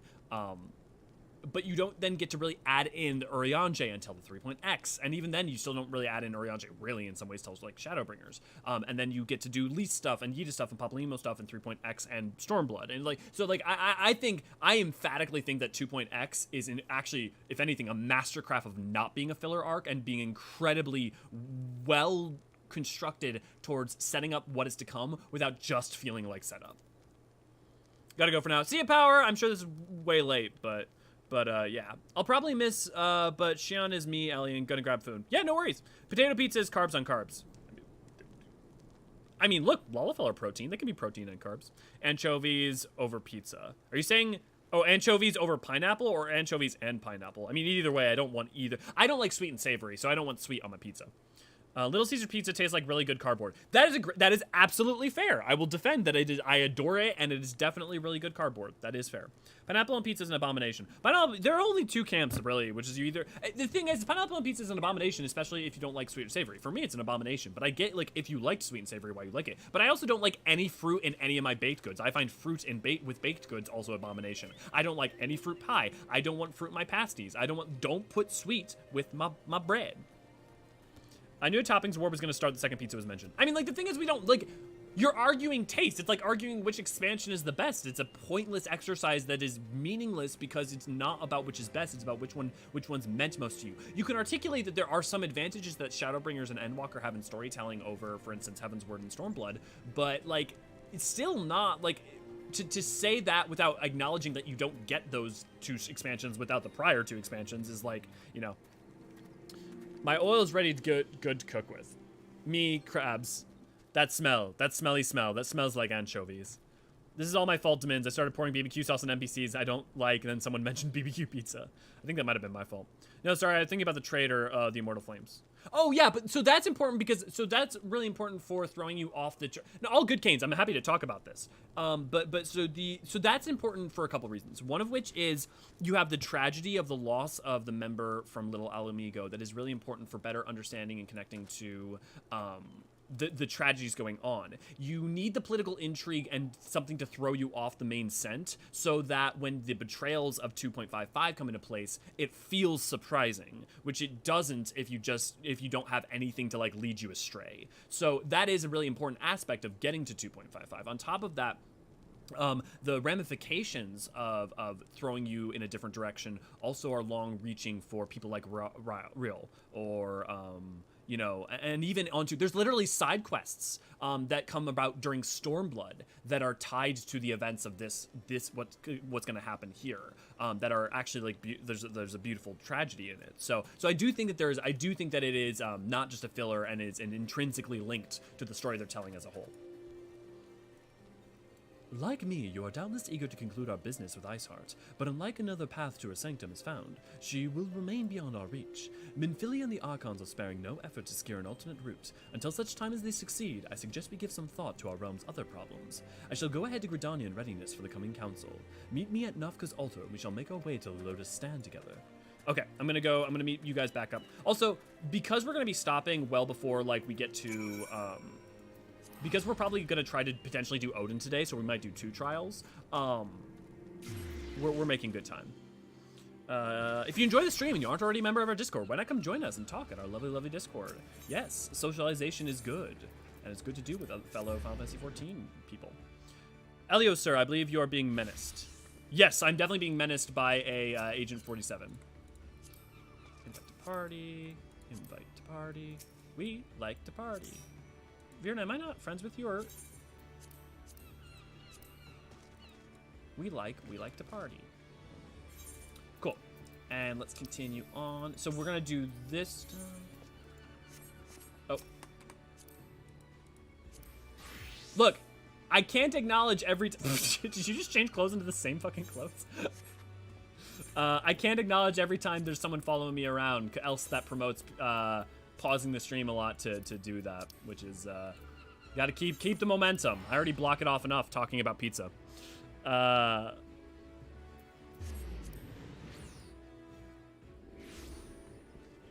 yeah, no, so Canes, like, also, like, I mean, that's not to take away from your feeling on the matter. I only present that in hopes that maybe that might help make it so that there may be more value to it. And I'll point out some of it as we go too. Where's probably Conjur's come. New merchandise store is open. Get your stickers of me, Ray Ray, because Ray Ray is wonderful. Ray Ray is lovely. Ray Ray does hard work, and so does Tethys. You should give them all their love and affection, especially because it's been a rough month for everyone. It's just one of those, you know, one of those weeks, one of those months, you know. But September's my birthday month. So I guess maybe August will be better, and if August is rough, hey, my birthday's a month from now. A month and a week, basically. My thanks for coming, Elio. When you are ready, speak with the conjurer yonder. She will show us the Lotus Stand. I wonder, should I take the day off for my birthday, or should, like, we do, like, what even day is it? It is Friday. Okay, so it'll be during a lore book club.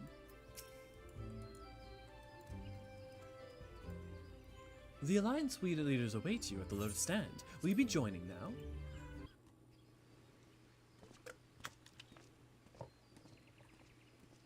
If this is voice, I'm going to go grab some water and switch headsets. Change has come to the Garlean Empire, and we must discuss the implications.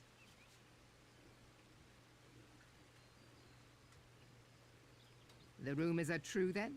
The War of Succession is ended? It is.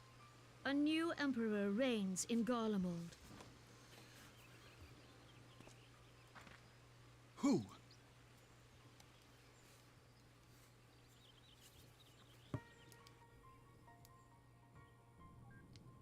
The birth and all too rapid expansion of the Garlean Empire is commonly attributed to the strategic brilliance of Solus Zosgalvis, yet he did not rule alone. Several members of the royal household also distinguished themselves during his reign. Nevertheless, it was the eldest son who stood to inherit the throne, until his most untimely passing. Solus Zosgalvis, it's a good thing we're never going to hear that name again.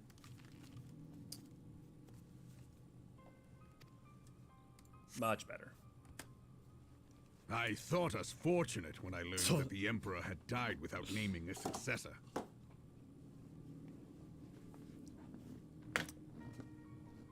Maybe almost intentional. It was by design.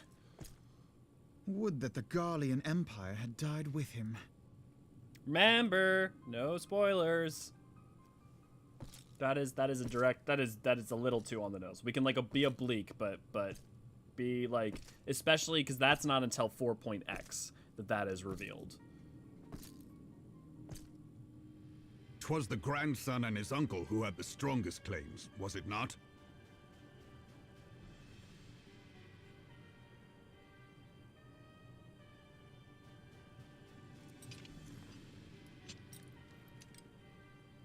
That's some Indeed. thick armor. It Yet ain't nothing claims to the count juicy for booty living we're gonna see without the later. power to assert them. High Legatus Varus Ye Galvus is a respected military leader. Not so his uncle.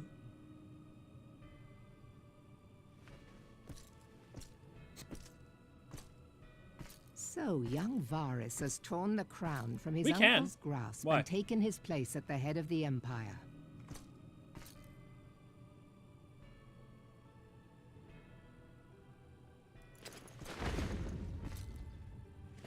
We banned the bots, but the bots are all under different accounts with the similar name, purple. So like they are banned. They do get banned. The thing is, I also set up so that only subscribed people can comment. But in order to do that, I'd have to go into the menu settings, which would take me a second. Given the troubled nature of his succession, the new emperor will require time to seal his grip on power. Yet have no doubt but that he shall, for there are none left with strength enough to oppose him.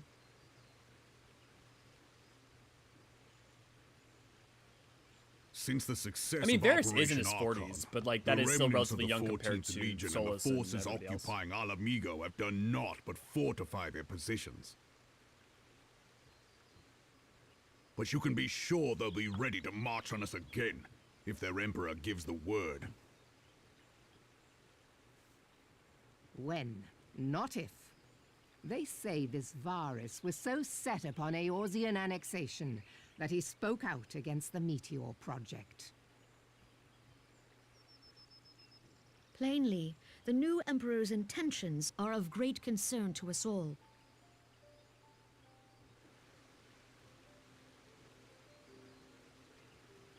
I propose that we set aside the Cartno dispute for the present, and discuss what measures the Alliance might take to prepare for a resumption of hostilities with Garlemald. Moreover, I move that we re-examine the question of how our former allies in Ishgard might be persuaded to retake their place at our side. Could Eorzea but stand as one, 'twould deal a grave blow to our enemies' ambitions.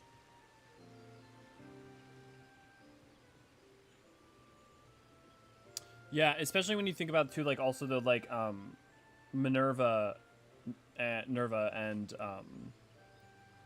Solus. Solus would have been in his what 20s, like 80s, 90s, like I think 80s or 90s, and so like Well, I suppose we should be grateful that they have finally acknowledged the inevitability of Imperial attack. Who knows? They may even do something about it. If only the leaders of Ishgard would follow their example and stop hiding behind their gates, praying for Pretty the sure coming so, Tethys. storm to pass them by. I'm pulling up my notes right now. Actually, I think But E1. that is a discussion for another time. At present, I am more concerned by the fact that the Alliance's mooted preparations will be made known to the Garleans many moons before their coming. So long as the Ivy eludes our grasp, no secret is safe.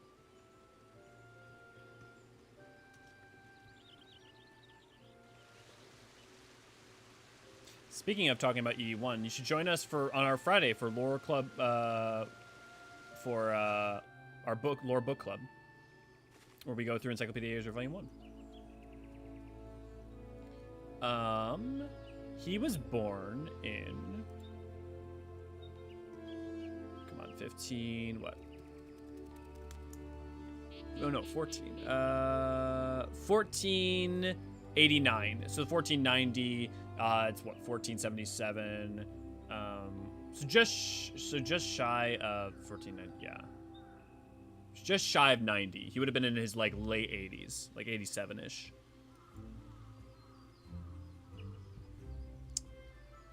It's the fat man.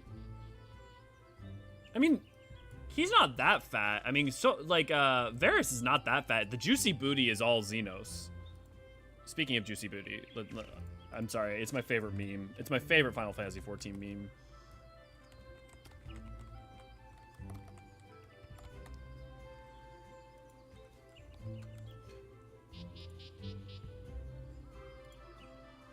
If you've never seen this, you're welcome.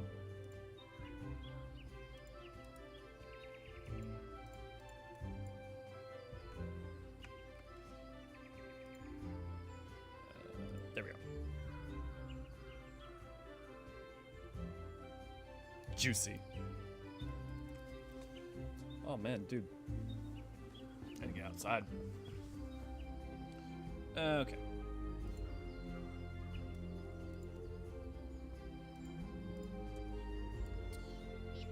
Yeah, his uncle's a nerd-ass loser. I mean, we don't... Nerva, we really only know anything about because of the role quests. We know very little about him. Yeah, Solus was... Yeah, cuts the lily pad. Alphino is standing on a loose soil flow downstream. Jesus Christ, Tethys. It's so creative. Tethys is being so ruthless, and creative at the same time. Isn't it finally time for E to get republished unless it's getting deleted again? No, I think it's so. What was the last delay for it? Encyclopedia Eorzea reprint delay. I thought it was August, right?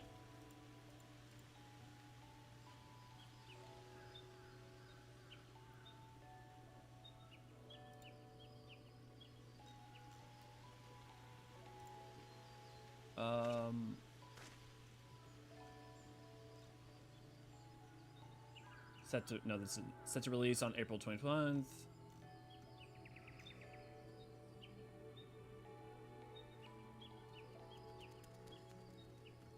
Nope, that's an old post. Release date August 23rd. Yep, August 23rd. I think this'll hit it. Beautiful, yeah, juicy. The reprints do come out this month allegedly. Yeah, I do think that they're gonna come out this time. I genuinely believe it. And I bet, and I'm really, really, really fucking excited. And maybe I'll either do a stream or maybe not even a stream, but like a lore book club or something of going through the Encyclopedia Eorzea Volume 1 changes versus Encyclopedia Eorzea Volume, like the reprint, seeing what's been changed, what's been fixed. Tepsilus absolutely hates Alphino until almost the end of Endward. The skirt is doing all the work. Bet that dude's got a bony ass. It's true. I mean, we know that's the case if you look at it's his armor and the skirt doing all the work, because if we've seen Xenos without it. And now after that image, I'm now straight. That's all it took, Tethys. It will not have escaped your notice that the nations of Eorzea are no nearer to being of one purpose, despite their protestations to the contrary. Plainly, the threat of resurgent Garlemald is not enough to stir them. And the reason for this? Deep-rooted mistrust amongst the citizenry. The nation's leaders can come to all the understanding they like, but the unity means little unless to the common folk. Take Diliminstons, for instance. Though Admiral Merweb outlawed piracy over a decade ago, foreigners still picture the nation as a haven for the grog-swilling, wooden-legged cutthroats. In likewise, the Gridanians are mocked as hermits who talk to trees, and the Ondars scorned as swindlers who worship coin. Sound familiar to anyone? Sounds like the player base talking about those three groups.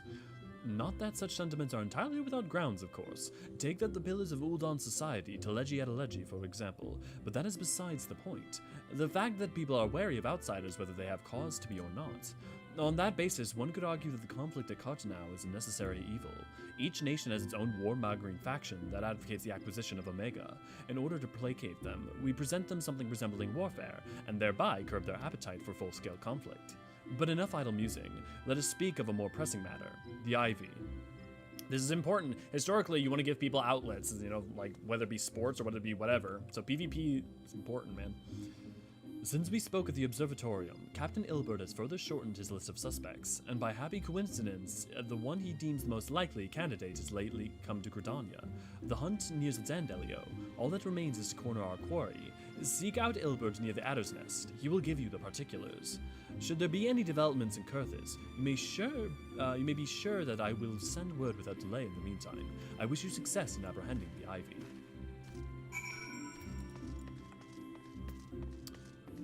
Titus is the one who we know little of. He was just Varys' uncle and Nerva's father.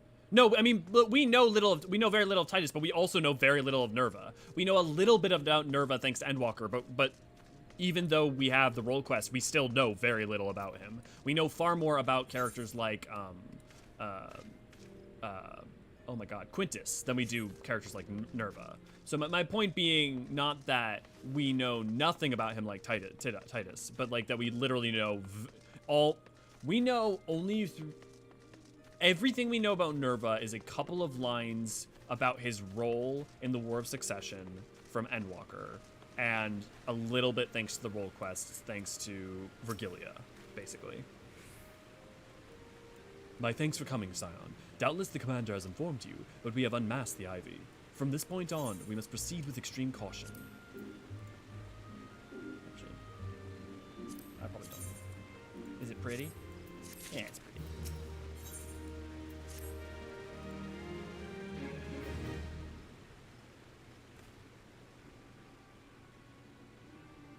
Listen well. The spy we have been seeking all this time is none other than the Flame Marshal Eline Royale, Royal Raban's second in command. See, because like this is important because they're weakening the people that are already existent, right? And that are the support structure, and making it so that when they're able to do what they do, it makes sense. And so it's not filler. It's actively set up and also misdirection. Prior to joining the Immortal Flame, she was a mercenary of no small renown. They say her skill with the polearm had to be seen to be believed. Of Ishgardian birth, she is the highest ranked foreigner in the Immortal Flames, barring the Flame General himself, of course. When he informed the Grand Company, Raban chose people based on their worth, whence they hailed was of no interest. The Monetarists saw things differently, however. Having funded the enterprise, they reserved the right to reject candidates nominated for high-ranking positions. And 'twas no secret that they did not favor foreigners, Ishgardians especially, after the way the Holy See forsook the Alliance. Yet the Monetarists did not raise so much as a murmur of protest when Royale was appointed to her post. Passing strange, is it not? Could it be that the Ivy has some hold over the Monetarists? Apparently Ilbert and the Warrior of Light are actually ninjas. She's nobody of importance, I'm sure. But these revelations are secondary to our current mission. Of foremost interest to us Royale's presence here. As you may be aware, it is the duty of the Flame Marshal to command the Mortal Flames in the absence of the Flame General, while Raban attended the Council of Alliance's leaders. She should have remained in the Halls of Flames. The woman has no business being in Gridania, yet here she is nonetheless on some pretense. She is up to something, mark my words. Even as we speak, I have a dozen men trawling the Flames records for evidence of Royale's guilt, but if we can catch her red-handed, we shall have all the proof we need. Which brings me to the plan. I have people watching the city gates, the airship landing and the docks, every point of egress. She cannot leave without our knowledge. All that remains is to shadow her until she betrays her true purpose. Can I rely upon your eyes, Scion?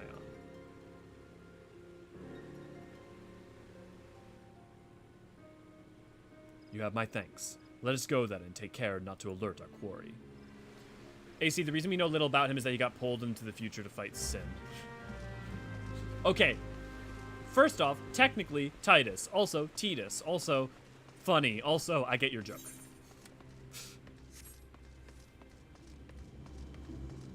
I bought copies of both volumes and I'm hype as hell. Yeah, I bought another copy of EE1. I didn't buy an extra copy of EE2 because I didn't have the funds for it. Literally, I'm getting EE1 as a birthday present from like 2021. But I would love to get a second copy of EE2 for a couple of reasons, one of which is to be able to compare and contrast the original print of EE2 to EE1. Now, the interesting thing about EE2 is that there's far less errors or missteps in EE2, the original print, than there are in EE1. So it's possible that, it's quite possible that there are fewer, if any, corrections. Royale is headed in the direction of the Blue Badger Gate, with me, Scion.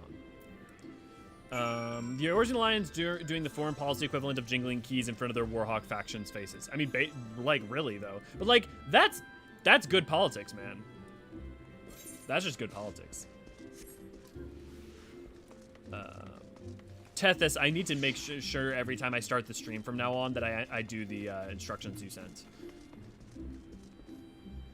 I'm sitting on the bench in Gridania. Gotta tell that only female aura can sit here. Went to spend 100k to buy horns, and now I'm blending in. Worth it. She's nobody of importance, I'm sure. Definitely not. But also for people can't tell you shit. Like people can't say you can't sit here. They can fuck off.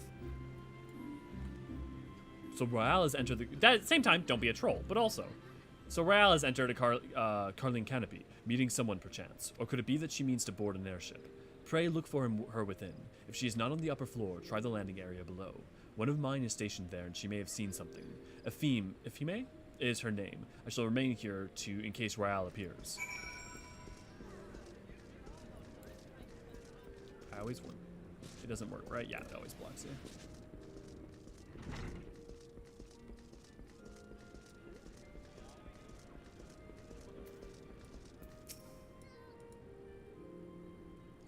This is only Mean Girls when Ray, and Lisette are sitting together under the teacher.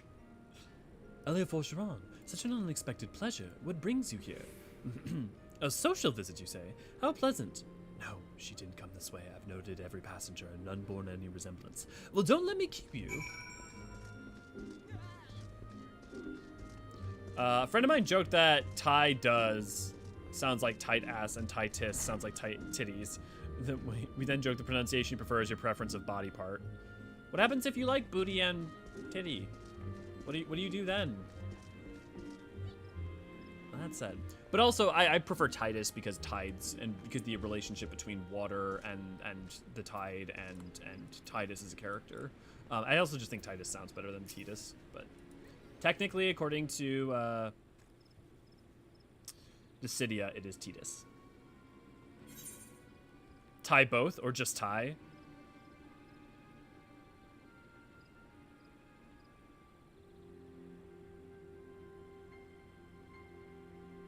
Yeah, I got nothing. Ty die?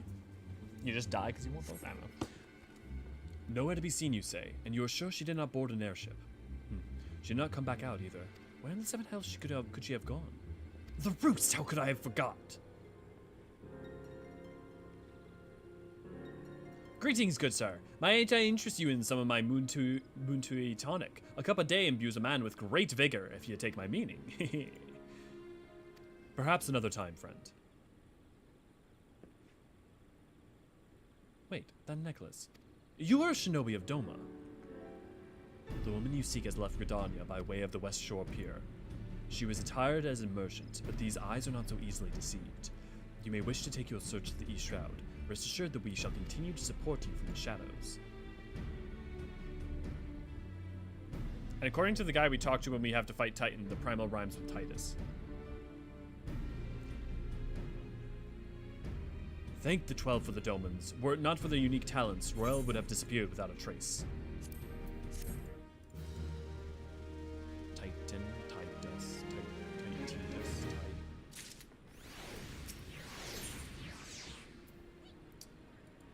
In flagrante delictio.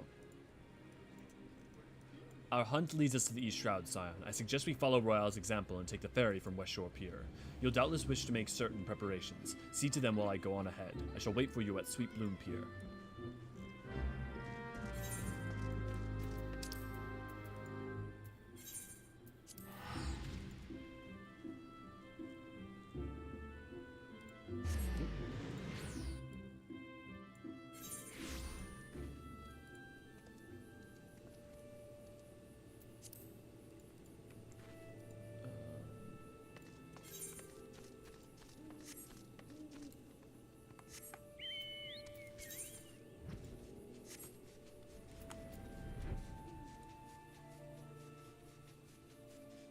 Okay, the chat's dead real quick. I'm gonna go grab some water.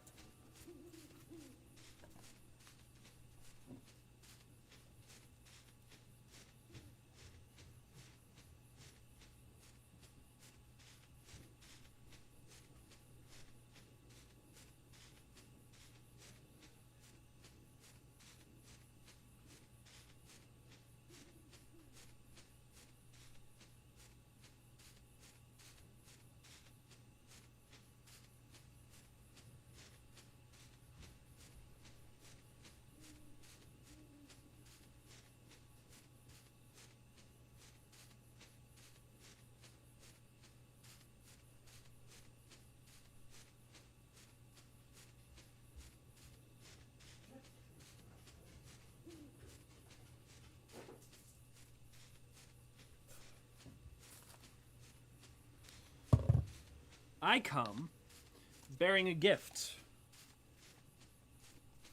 For all of you. Yipple. 1, 2, 3. Oof.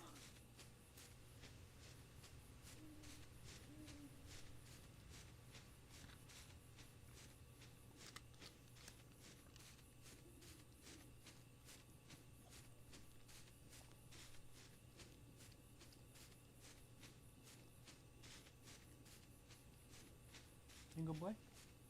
You went down?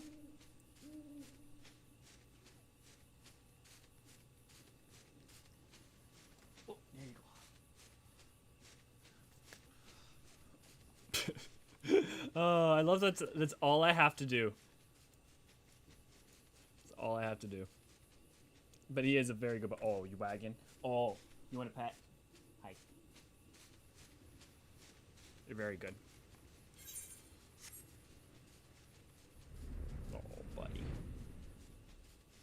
He's just sitting there smiling at me. It's funny, like some dogs when they're like when they open their mouths, you know, some dogs it just looks like they're opening their mouths. Other dogs it looks like they're genuinely smiling at you.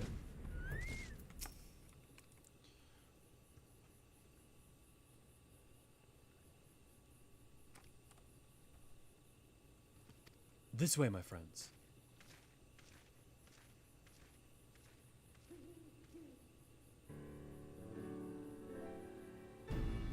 Your quarry makes for the Hawthorne Hut. If Royale is truly the one we seek, we can expect that she means to make contact with the Garlean masters there. An explanation is in order. You are no doubt aware that the Garleans have their own method of communicating over great distances. Well, our ingenious friends at Garland Ironworks have provided us with devices which disrupt these communications, and we have installed them around the city-states. In so doing, we have made it difficult for the Imperial agents to correspond with their masters. Royale would thus have no chance but to rendezvous with her Imperial contact directly. Yet as a well-known face in the Immortal Flames, she cannot move about Hydaelyn without being recognized. It would only be a matter of time before someone saw through her disguise. 'Tis for this reason I believe that she has chosen the Black Shroud for a clandestine meeting. This place is home to many of your kind, and the arrival of one more Eorzean is not like to turn to my any heads. Wait. Oh, cool! I didn't realize that they changed the dialogue based on your race. This place is home to many of your kind. It's referring to Eorzean, and the arrival of one more Eorzean is not like to turn any heads. That's the first time I can remember seeing that. As my scouts tell it, the Garleans have sent agents with a mind to destroy the devices and render such direct contact unnecessary. Fortunately, our shinobi have thus far been successful in rebuffing their efforts. This is it. We need only make for Hawthorne Hut and catch Royale in the act. Oh, Goldens always look like they're smiling. It just makes me melt. Here, I'm gonna, I've got a photo of Deadpool from this morning. Let me,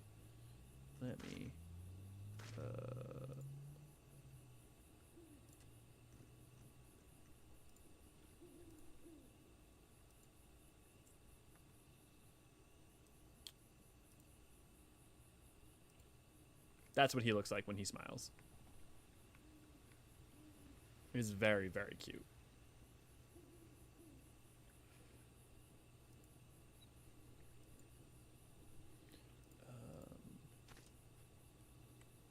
There are a lot of lines that are changed specifically for Lalafell. Really? Do you have some off the top of your head by any chance, Purple? Yeah, he is a very pretty boy. He's a very photogenic pup, and he loves to snuggle. I just want to give him all the scratches. Yeah. He's very, very friendly. He would love that. Almost too friendly.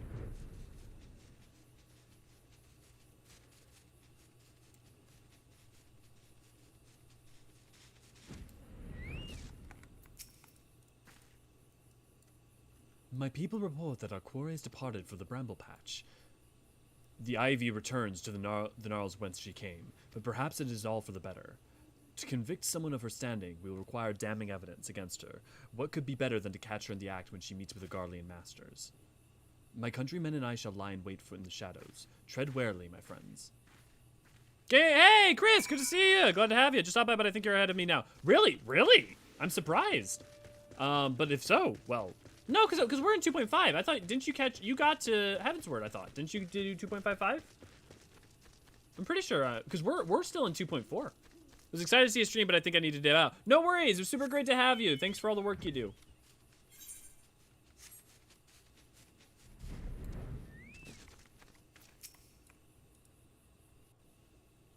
Yeah, we're only 2.4, yeah.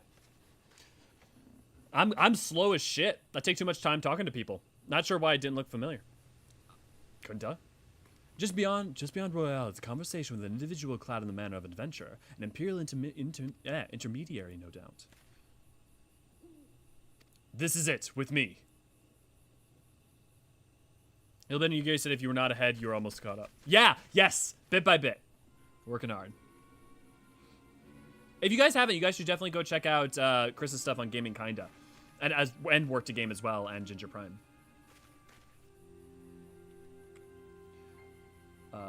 Flame Marshal Eorzean Royale, you are under arrest for treason and espionage.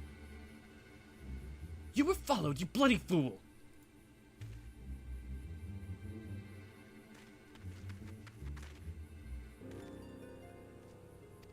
Damnation!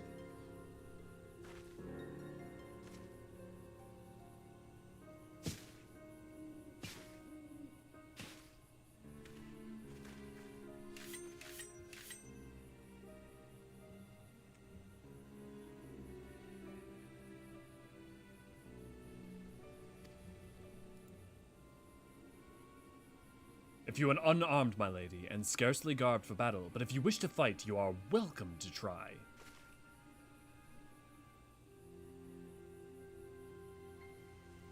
What is the meaning of this, Captain? Would you arrest me for strolling in the Twelveswood? When last I looked, there was no crime, and neither was conversing with a passing stranger.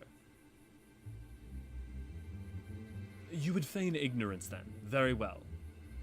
If you do not think of something to say, there will be plenty of time to say it later. Now come quietly, or I shall make you wish you had. Yeah, now you remember. Yeah. I mean, it's not one of the more. It's one of the more lower key things going on in the background. I mean, like it's set up for 2.5, but I will offer you no struggle. After all, I have naught to hide. I mean, but it's crazy too that you can like have played 2.x so recently. Like I even forget I've gotten stuff already. You know. That look though.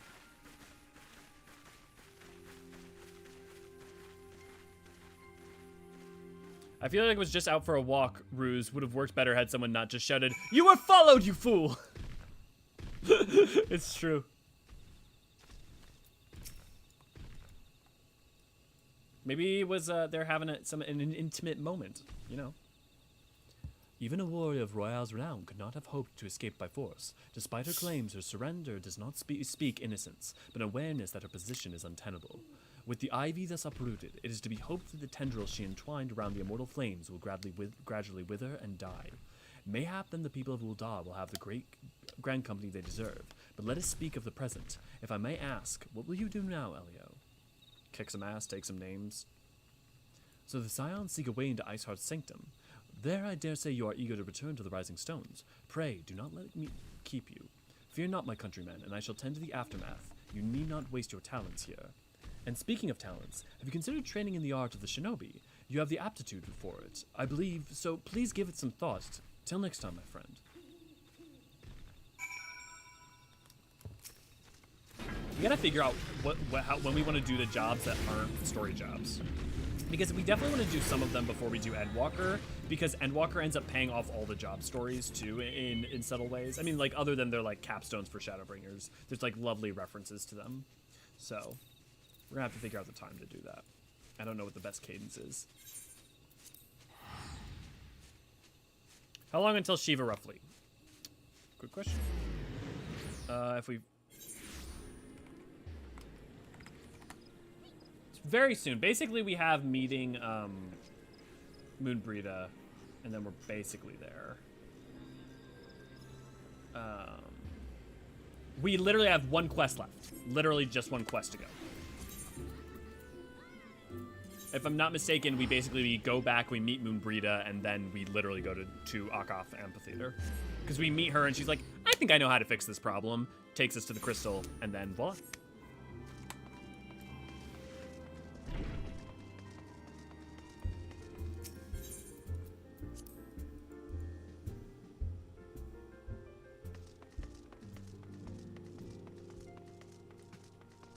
Have they arrived yet?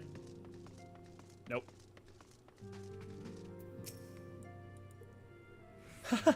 A rousing tale of comrades' valor. Truly, we are fortunate to count Lady Yugiri as a friend. Higiri say. Thancred's tales of Lady Yugiri almost beggar belief. My heart is fair fit to burst from admiration. Yes, but Higiri, you're missing the point. The individual doesn't matter. It was a team effort, and I was the one who... Oh, Thancred. Tataru's just over here juggling. Oh, steady. Not bad, eh? With a little more practice, I could earn a fortune at the Ruby Road exchange. She cannot seriously be considering it. Life as street performers should be one's last resort, not their first. Tataru has grown beyond childish fantasies of becoming a songstress. Now she aspires to be a legendary street performer. I love the small stories going on in the background. Okay, wait. Hori Boulder versus Yida. I cannot go on much longer. I could do this all day. All day. Strength, Hori. On your honor as a scion, I forbid you to surrender. Don't judge Papalimo. Don't judge. Marita quickly became one of my favorite scions after the first scene where she sees Urianche. Like, it helps too that she's like one of the newer voice actors. She's got a lot of energy, performance great. Her characterization is great. She's phenomenal with Urianche. Like, Moon Brita is a wonderful scion, and I understand the struggles that people have with what comes later. At the same time, I adore that her shadow, the symbol of her and her life looms large over the entirety of the narrative and maintains in a beautiful, beautiful way, and is handled wonderfully at multiple points. Especially when you think about the fact that her story and the way it's being handled by Ishikawa is actually a handoff from the writer who did A Realm Reborn in Heaven's Word. Welcome back, Elio. I understand that Alfino had a task for you. May I ask what it was? Charges of treason and espionage against Aline Royale. I can scarce believe it. Could there not have been some manner of misunderstanding? No, it avails us not to dwell on it. Whatever the truth may be, we must trust to the authorities to uncover it. Let us speak of another matter. I am pleased to report that we have made progress in our efforts to find a way into Iceheart's sanctum. Literally, this quest, and then we go to Octave Theater. As you may recall, Iceheart used the Aetheryte in the depths of Snowcloak to teleport a short distance to the west, most likely to a sanctuary of some description. It is there that we suspect she means to summon Shiva, using the crystals she stole from the House Fortomp's caravan. The heretics believe they are bringing about the second coming of their patron saint, but if it is as we suspect, they mean to hold a summoning ritual of the kind employed by beast tribes. It seems likely that the result will be something more akin to a primal. Suffice it to say, they must be stopped, and stop them we shall. But first, we must surmount the obstacles that Iceheart has placed in our path. Ordinarily, it would be simple matter to tap into the established Aethernet and thereby follow our quarry. However, despite our best efforts, we have been unable to ascertain the position of the Aetheryte to which she teleported. Our prevailing theory is that she destroyed the second Aetheryte upon arrival, a reckless, desperate measure, but also an effective one. As discussing the matter at length with Urianche, we have concluded that we lack expertise to develop a solution, which is why we have called upon the aid of one who does possess such expertise, a colleague of ours who is currently en route to Revenant's Toll from Charlian. She should be arriving within the hour, in fact. Since you are here, mayhap we could welcome her together. I am certain she would appreciate the gesture. Let us make our way to the northern gates and await her coming. Brita immediately shows who she is as a person. I love her energy. Yeah, she's wonderful. And onto the end, she is only ever herself. And so I think I can never feel bad for people doing something of the utmost importance that is in line with them and their characterization and who they are and what they would do. I just like Minfilia back as a skipper, and playing AR finally didn't really change my feelings. Yeah, Minfilia, the tragedy of Minfilia is that she only becomes particularly powerful as a character in 3.x after she's effectively left. And then on top of that, only in understanding her backstory does a lot of her characterization in 2.x, 2.0 and 2.x particularly feel any kind of good. Like understanding her 1.0 lore, understanding her like short story lore and stuff. But that doesn't change the fact that her characterization in A Realm Reborn and 2.x is pretty weak. I totally agree, Chris. No worries. Yeah, and it's sad. And I think most of the Scion's characterization is pretty weak. It gets way better in 2.x compared to 2.0, but like that's the main struggle, that they don't get to do it until they get to pull back and really basically reintroduce you to each Scion bit by bit. I mean, there's a reason we do monophilia, right? And I mean, part of that's the English performance, but part of that's also the characterization. What manner of woman is she, I wonder? We have spoken before via Link Pearl, of course, but it is not the same. Just feels Fletch quest giver. Yeah, I do 3 starts next week, so maybe I just doesn't endure 4. No, I think your opinion on that is totally informed. I think the characterization that we get in 2.x is relatively weak. It's like the facts of the matter and knowing more about her can like help with make you appreciate her more, but that doesn't change like the effect. Like, it doesn't change the execution. I think on her is relatively weak. Which is sad, because she's actually has so much interesting about her.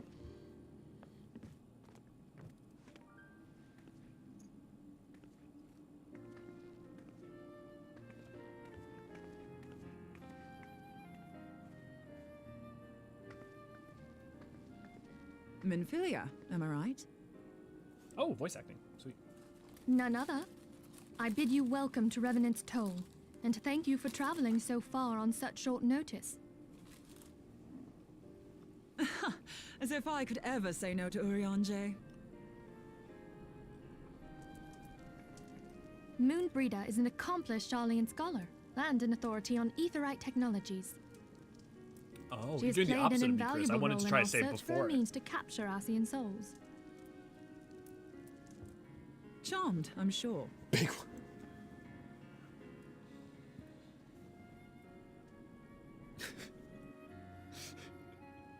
Both is good.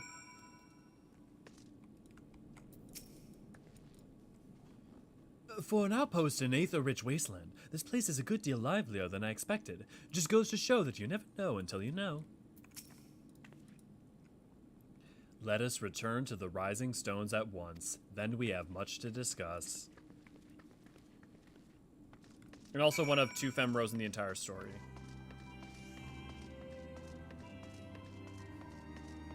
I feel like that's not true. Well, I mean, just in the MSQ, because then it's Merlweb. I mean, it's also, are we talking about like voice roles?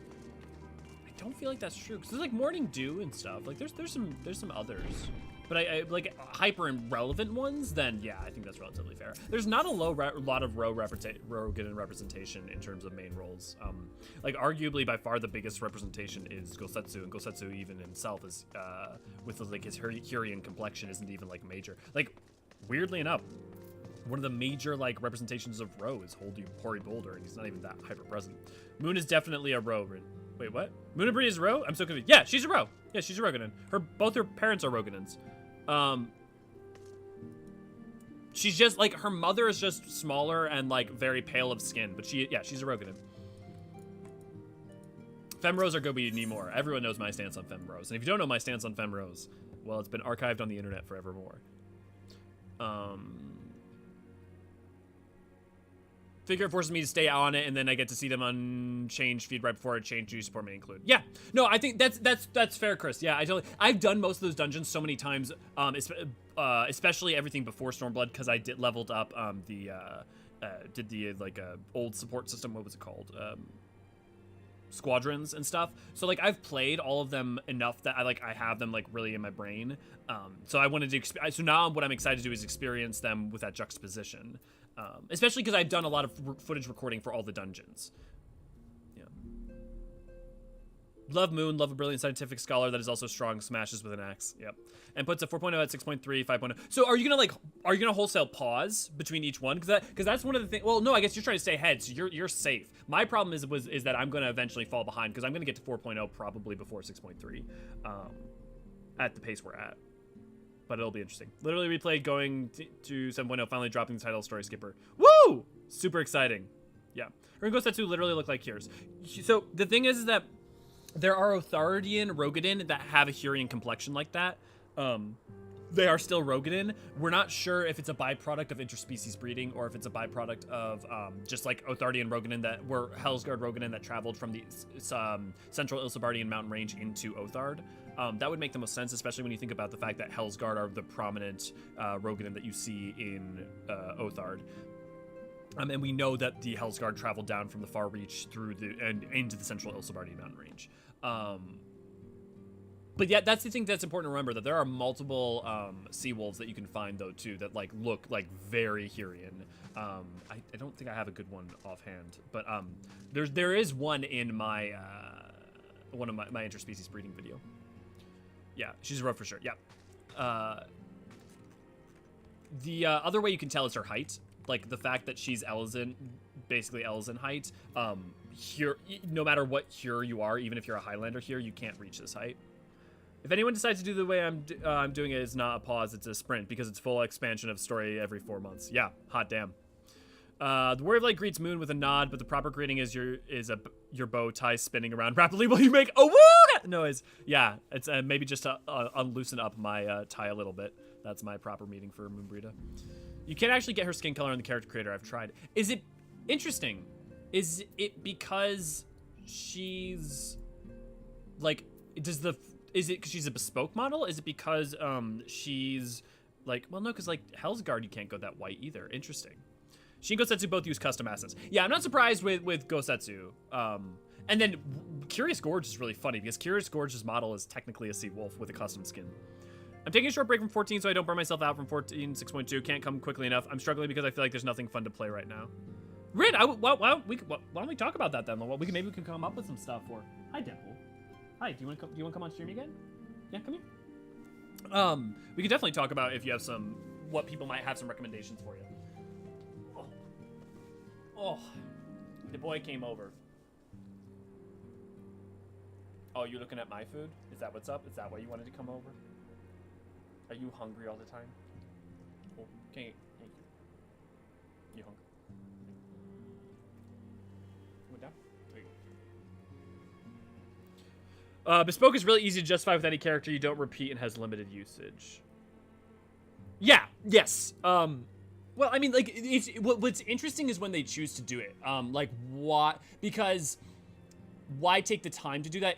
I guess I would argue the antithesis of that, right? Which is, if you're going to make a character that's going to be only around for a limited section of time, why make something bespoke? And the thing is that it's pretty easy on their end to just pick a color that you don't have access to and just allow for it.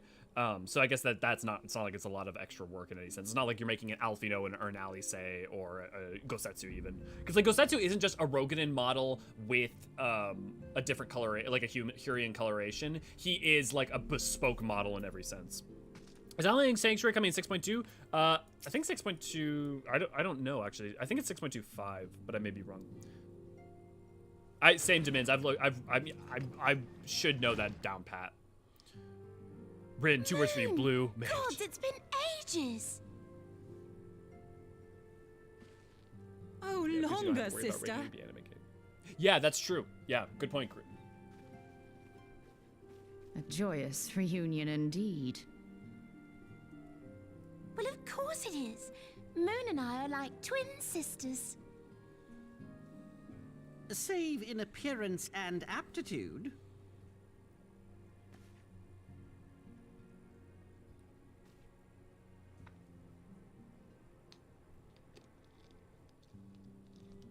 Everyone, if I could have your attention. I believe that is probably most job, esteemed especially guest for who has Yida. come from Sharlayan to assist us. I bid Moonbreeder join us here that she might share with us her extensive knowledge of Aetherites. Also, as many of you are already aware, she has been overseeing our research into white Aurosite, a sample of which she has been good enough to bring with her.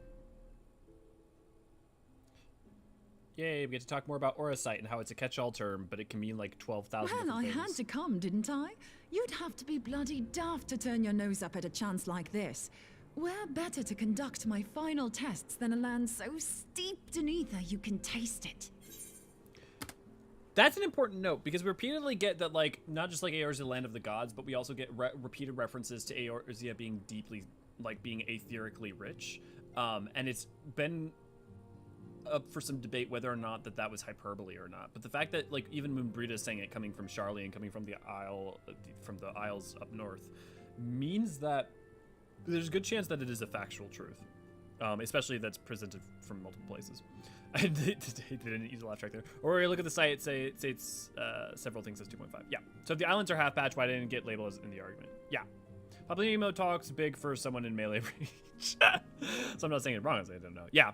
Yeah. But it's a good point. Like, if you have ways that you can have points where you can infer, right? Where you have things that are explicit, but this one's not made explicit. Why wouldn't you assume that it would then be different? Because elsewise, why would you assume that it'd be made explicit for 2.5? Now, hopefully that doesn't mean it's like 2.8 or, you know, something like that. But this way they have room that if they needed to push it to 2.3, they wouldn't be letting people down. You know, like they would be able to let us know now rather than saying it way ahead of time. So, yeah. I guess I'm just so frustrated about the housing system. I have 24 million gil and can't win a freaking house lottery. Yeah, you have my empathy. Though that said, I've never cared a bunch for housing. So like I'm the worst person to. But yeah, my empathy. It sounds like half patch content to me, but maybe with the relic and new dungeon they wanted to separate. Well, yeah, and so we've got new dungeon from the MSQ. We've got the. I mean, this is going to be coming in pretty hot, but the next. Oh my god, Pandemonium. It makes me think that I wouldn't be surprised if it was like a 2.3 or something too. Even if it's point X versus point X5, you're right for bringing it up. It doesn't have to be a day and date. Yeah.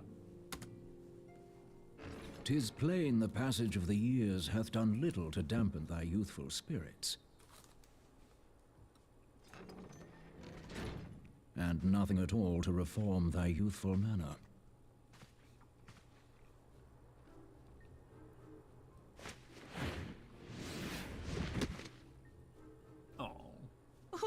Eorzean, where in the hells have you been hiding? I love that this is such a celebratory moment. And the fact that recontextualize it becomes such a tragic moment. I come all this way, and that's what you have to say to me. I much preferred when you were pleading with me to drop everything and hurry to your side. What was it you said? None save thee can satisfy this need.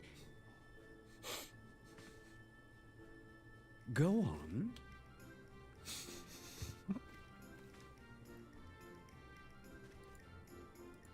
Thine artless attempts to misrepresent mine all too innocent motives do thee little credit.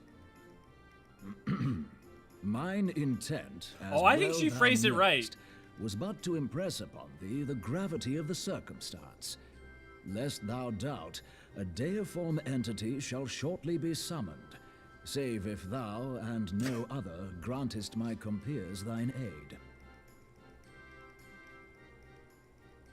You still haven't found it then, your missing aetherite?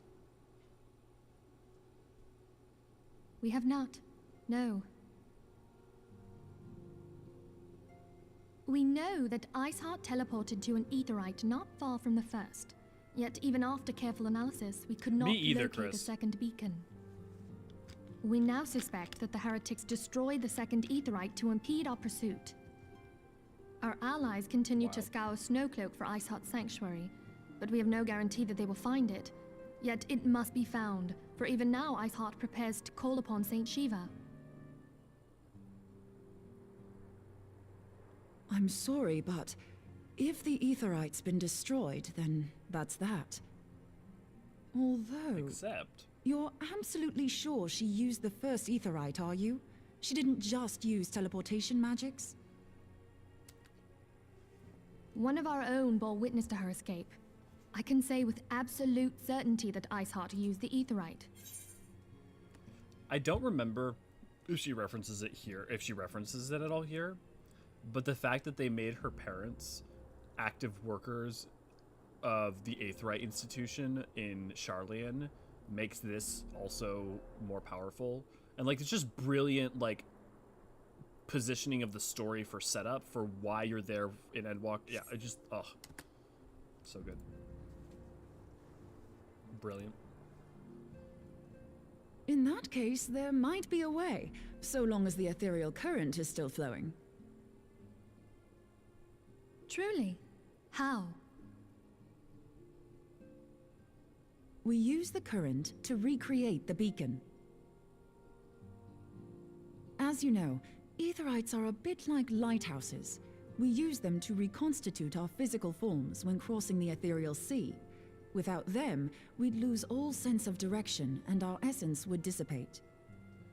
However, we don't rely solely on these beacons. There are currents of ether which flow between them, currents which help guide us to our destination.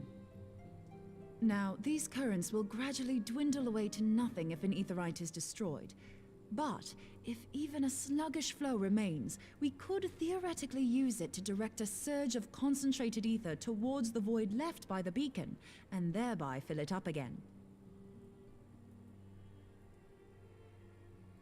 Like opening the floodgates to fill a dry riverbed. Though, correct me if I'm wrong, but would we not need a veritable reservoir of ether? In concert, we might manage to channel a sufficient volume, yet that is not my chief concern. To direct the flow of so great a volume of ether with the requisite precision would be a nigh impossible task in itself. I barely succeeded in facilitating travel to an unattuned beacon. That which you describe sounds considerably more difficult.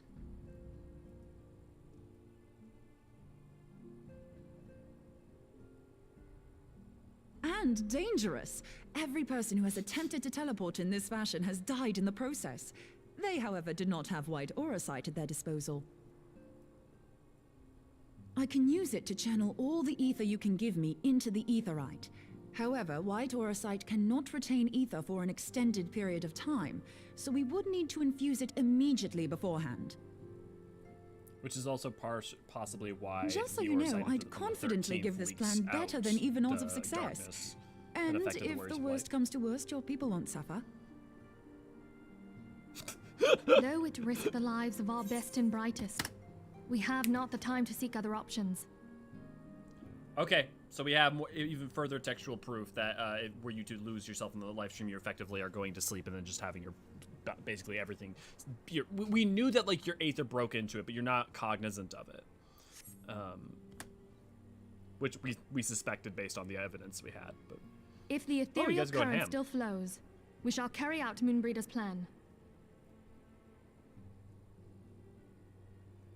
That's the spirit. Let's roll the dice. Lacta-esque. Alea lacta est. A roll of the dice. Ripsor, good to see you, glad to have you. Let's catch up on you guys. Phrasing moon, timing on the bot. I don't know how YouTube is so bad at seeing those. Yeah, I suppose I just need more friends to do stuff with. I need more laughs in my life. Yeah, no worries. I mean, remember, Rin, you could always use the Discord to team up and play stuff with other people. I mean, non-14 stuff as well. But why don't we could have, I have plenty of suggestions that you might like, Rin. Okay, so King Muggle Mug redefined what E and Walker taught me about primals. Yeah, so the thing is, literally 2.x is all about redefining primals. If you think about King Muggle Mug, if you think about Shiva, if you think about Ramu, and to an extent, understanding the Echo better with Leviathan, and Odin. You know, like literally 2.x is about making you understand primals are not necessarily what you think they are. So IR is the other thing that so far that confuses me. I would love to answer that question. I would love to talk about lore questions. We actually haven't had a lot of lore questions lately. Dealing with cat and lab will not let me type. It's a hard time, Aurora. Okay. Hi, I played your Crystal Tower summary video earlier while driving. Super comfy to listen. Awesome. As it ended and the Shadowbringer music kicked in, I couldn't help but hope you touched on that too. I will. And there will be more touching on it, Rip. I'm glad that you enjoyed it, and I hope you continue to enjoy our future content. Okay, Aetherite question. I believe Aetherites can be repaired by Charlian, but not built. No, they can be built. They do know how to build them. They can be removed, but only to valid locations on the other planets. Yes. So when Lolorito says he stopped one being in the Waking Sands, is the Waking Sands even possible to have one? Yes. So they do build them. That's, for instance, you know that like there's the Charlian Aetherites in Charlian or in Thavnair that are literally the like conch shelled versions, right? We also, they learned in Encyclopedia Eorzean Volume 1, as well as in Eureka, we know that they found ancient tomes that taught them how to let them rediscover how to build Aetherite sometime in the sometime between the 600s and 900s, I think. It must have been before the 900s, because it would have been before Belladia, because they So sometime in the early, like, first, like, millennia of the 6th Astral Era. And we know that they even had access to a prototype aetheryte that was rooted in Allagan designs based off of what happened, based off the one you find in Eureka. So they can be constructed anywhere. They are crafted, and if you go to the institution in Sharlayan, you can also see this as well. But they can be crafted there. And the two groups that know how to craft aetheryte are the Onishishu in Othard and the Sharlayans. Now, the things that are made, we don't really have lore as of yet for the Garlean aetherites that we find. We don't know if that they are mechanisms by which Garleans are able to travel, if they are made for those who are conscripts, who they're made by, if they were because the Garleans had access to Allagan technology, which would make sense between Corvos, between Azys Law and stuff. It would make sense that they had made that they would figure out how to retroactively engineer those. But so we don't know what's up with Garlean aetherites. But the ones of Sharlayan make, you can witness all over Eorzea. And you can also witness the ones made from different time periods as well, because you will witness that there's the ones that are in these locations. You also witness that the ones in Idleshire are of a different design than the ones of Southern Aldenardian design. You then have the Allagan aetherites, because they've discovered how to make aetherites, that you'll find in places like Azys Law. And then you have the Onishishu Tenkoto. And the reason that the Tenkoto existed is because that the founding member of the Onishishu was from Allag after it fell and fled all the way from Allag over here to Othard, and he was a founding member. He founded the Onishishu. He built Heaven on High, and he taught people how to build the aetherites, the Tenkoto. The reason that he made it so that the way to make them was secret and kept only in the Onishishu is because the Onishishu were basically devised to make sure that people's quality of life was good, but also that the tragedies of Allag didn't happen again. So that's why the Onishishu are so fiercely secretive about all of their techniques and stuff. But that's also where Heaven on High comes from. Moonbrita, I love Moon. I love her too. She seems too excited about us potentially being dissolved in the live stream. I think she's just excited to be on an adventure. Like most Sharlayans, Demins. Yeah. Blah, I'm back. How was it? If you're talking about Shiva, we haven't done it yet. We're about to get there. Yeah, well, technically we have small aetherites from our houses, so it can surely be possible. Yeah, so the aetherite shards are a different thing, kind of, but they're functionally the same concept on a smaller scale, restricted by spatial distance. Yeah. Oh, well, I can't join now. Aw. If you enjoy the stream and you aren't already a member of Discord, why not come join us? Thank you, Jethus. When did we learn that? When did we learn the aetherite aspect of it? The Onishishu thing you learn by doing Heaven on High. If you do all of Heaven on High, you find out the backstory of it. If you talking about the history of Sharlayan and making of aetherites, it's a combination of Encyclopedia Eorzea Volume 1 and Endwalker, as well as some ancillary details around that you can find around in the world just by talking to people and stuff during the times of Around a Realm Reborn. The Allagan stuff is technically informed in that we know that there are specifically Allagan designed aetherites that you can find in those places like Azys Law, and we also know that the Onishishu know how because the Allagans knew how. So if it depends on which one you mean specifically. But am I the only one who comes up with complete backstory and personality for my Warrior of Light example? Warrior of Light is best friends with Grahatia, but also spends a lot of time gallivanting with Thancred. I don't think you're the only one. I think a lot of people do it. I come up with basic details, but I don't come up with anything that affects any other character. That I don't come up with any backstory for that. I basically let characters be textually only what they're depicted as by the game. I can't wait to read Encyclopedia Eorzea. Excited for you. So 7.0, also Brian, I don't know if I said it, but good to see you, glad to have you. So 7.0 could have a new aetherites in Hydaelyn, for example. Yeah, it could. I don't think they would. I don't think that they're going to address the map. I don't think they're going to change it. But could they within the lore? Absolutely. We also, for instance, may find that the aetherite that we see in Mericidia may be of Sharlayan design because Sharlayan's bringing them over there. It may be that the Mericidians have Allagan aetherites left over from when Allag assaulted Mericidia. We just don't know for sure what the aetherites for it will look like, if they will be rooted in, they could be, Thavnair uses Sharlayan aetherite systems, so you could definitely think that could be the same. It could be that turns out that Garleans actually were going into Mericidia during, that we just didn't know about it, and so we might find Garlean aetherites in there. Or people could have been traveling from, Hingashi and could have traveled down and make just as much sense to find Tenkoto there. But only location valid on Atheris. So the thing is that the aetherite is a portable. The thing is, natural aetherites like the tribal groups ones. What aetherites do is replicate that, and they effectively are effectively are large sources of aether that act as lighthouses. So they can be put anywhere. They're very expensive to maintain and to use, but they can be put anywhere. You, in theory, could put one in... You know, like, you could bring a Tenkoto from Othard and put it in the middle of Garabania and put it in, like, the middle of the locks if you wanted to. Like, there's no reason to, but you could. So then how do the Beast Tribes know where to put it as they have hard location swaps leading into the coils? So then how do the Beast Tribes know where to put it as they have hard mode location swaps leading into coils? So the tribal ones aren't crafted. The tribal group ones are natural. That's the big difference between a tribal group's Aetherite and the ones crafted by the Onishishu or the Charlians or Garleans, is that those are just, they're naturally formed there, and they're used by them. And as for the coils, the way we get into coils is a byproduct of the etheric streams that are connected to the binding coils themselves, the Ragnarok class hulks, the internment hulks. So I'm trying to think about, I don't think we use them because we go underground and then we get back above ground using the etheric streams from the internment hulks for the first one. You find the second one in Gridania, so you go down there. So you go down and then you use the internment hulk to get back up, and it always takes you back to Hydaelyn because the etheric streams are converging above there. And then you use the same etheric streams to get back down for the final coils. Oh, I thought the party was full. Well, there's a spot I can join on the laptop to turn back. Yeah. I tried to make it at least in character for said characters. Thancred was known for being a Galvander, so Galvander. Well, but also you could easily argue he's less so during Shadowbringers and onward. So do not let me rain on your parade. I am like a very particular about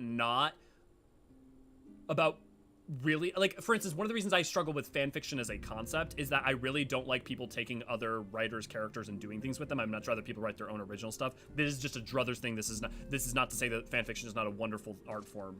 But because of that, that is how I tend to bring it. Chris, good to see you. Glad to have you. Garlean Aetherite were probably something to do with Solus Emmet. Probably, but we don't know. The only thing we know about them is they seem to be relatively new based on their installation and the culture around them. But are they? Quite probably. It would make sense, but also Solus/Emmet has been gone for, a year or so at this point. Were they crafted in between that time? We don't know. So we can speculate in a lot of ways that make sense, especially, he had a hand in Allag. It makes total sense. But at the same time, yeah. Ancient has trouble moving the stream, so I guess it seems fast and loose to say Aetherite doesn't have to be placed near one. Well, no, but so the thing is, so the Aetherite, though, isn't taking advantage of etheric streams. So the thing is that you're not, with an Aetherite, you're not moving the stream. You're essentially making a giant beacon within the life stream. So like when you would travel through the life stream, you're seeing a light. Then what happens is two Aetherite exist and there is travel between them. That creates its own minor stream as a function of time. So what we're doing is not just sending Aether through the general stream of the world for what we're about to do here. What we're doing is there used to be a link between these two Aetherites because of constant travel between them. And we are about to send a bunch of Aether through the remnants of that stream before it's left behind. And that huge blast of Aether at the other end will act as like a short-term lighthouse as we travel to it. Also, I'd love to answer your question about, or at least talk about your question with Shiva, if you had a question about that. Oh, I'm not a huge fan of writing fanfiction either, just coming up with backstories from my characters in RPG games. I feel it's in the spirit of RPG, but also do write my own stuff. I'm a novelist, aspiring at least. Yeah, no, I know. My point is I don't see a huge difference than that spiritually when it comes to my conceptualization of it, because either way you are taking a character and writing a narrative around it that isn't a character that you technically have ownership of, but that's irrelevant. The game wants you to create your own conceptualizations like that. And it's only a problem if people have their own headcanon or conceptualizations and they let that run counter to what is written as text. I have already informed Alphino of our plan to recreate the beacon in the manner Mumbrita described. He agreed that despite the inherent danger, it represents our only hope of success. He also said that he wished to meet you at Snowcloak before proceeding. I expect you will find him waiting for you there when you arrive. I want you to know that I appreciate everything you have done on our behalf, Elio, and that I have faith in you. You will return to us, as you always have. Yeah, because you're never late, you're right on time. Yeah, it's true. Just like streamers arrive, viewers arrive exactly when they mean to. That's why I love having headcanon for my own characters for relationships with science. Like, yeah, we spent months traveling. Of course, we are close knit. Yeah, I guess for me, I avoid having headcanon with anything that isn't textual because the last thing in the world I would want is to have a headcanon that in any way ends up running counter to the text that gets created while the text is still living. But that's just my druthers. Okay, answers are beautiful, but I can promise that only makes me ask more questions. Okay, I want to always be said, please, everyone, ask me questions. There is nothing worse than spending the time learning this knowledge and like not being able to put it to use, or at least having lovely conversations with you guys. So I'm always happy to talk more about it. Yeah. Is there a video you made on this? I made a video on aetherites, one of our early videos, that talks about what aetherites are. I don't know if it goes quite into all of this detail, and maybe I should need to remake it with some more detail, because I tried to be really, really concise when I first started the channel, thinking that was the right way to go, and I was overly concise, frankly. But so we have an aetherite video that's from the early days of the channel that affect that. I could also...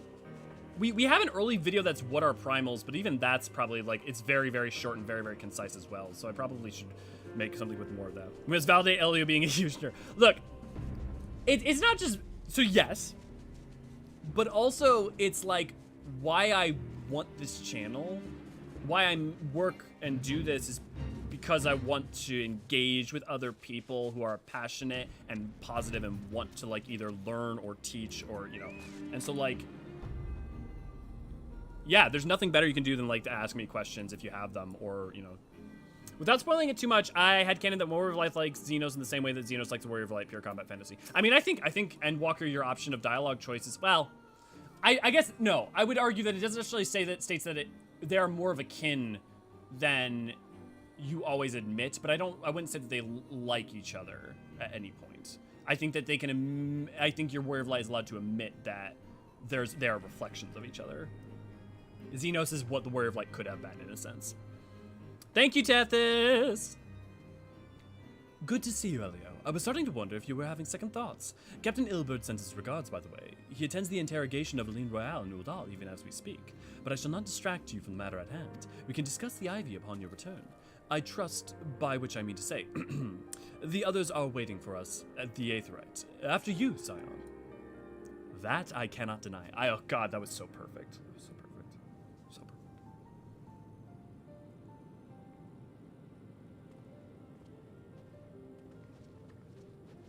Like, the stuff for Elio's, I have, like, Elio's from Charlian, he's an Archon, and he studied what he studied, but, like, I don't go much beyond that.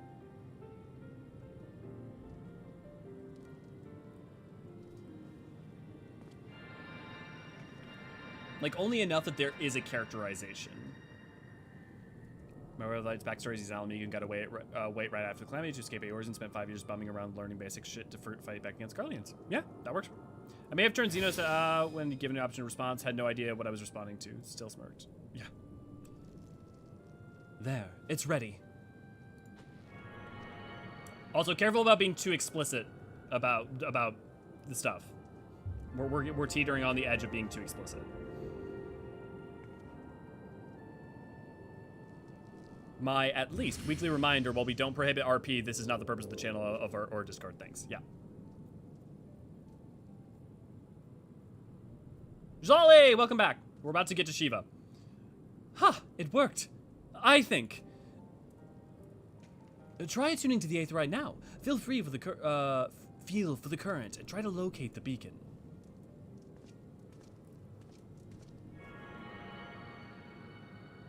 The problem with me is I never have any questions lingering on the top of my head. I may have one during relevant moments, but the second moment's passed, it's just gone. Yeah, no, I think most people are in the same boat, Demins. We have done all we can, Elio. For now, let us withdraw. It's either that or they're like, you know, some people are nervous to engage with it. Especially with, like, a lot of times how people can be rude or cruel or, like, unentertaining of people's sincere questions. When your final preparations are complete, you must seek out the beacon we have created. If by the grace of the 12 you arrive safely, you must stop Iceheart before she summons Shiva. Also, if anything, the channel helps you understand the concepts to RP more better.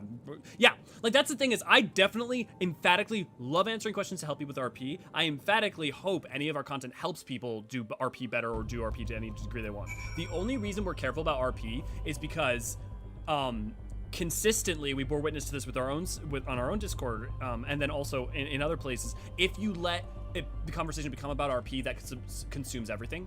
And also it becomes about people wanting to share about their RP or their RP experience rather than engaging with each other on topics about lore or questions stuff. And so it's not a chagrining of RP. It's not chagrining. That's the way to put it. It's not a RP is bad. We don't want it here. It's more of just we have to be restrictive about it. Otherwise, things can devolve quickly.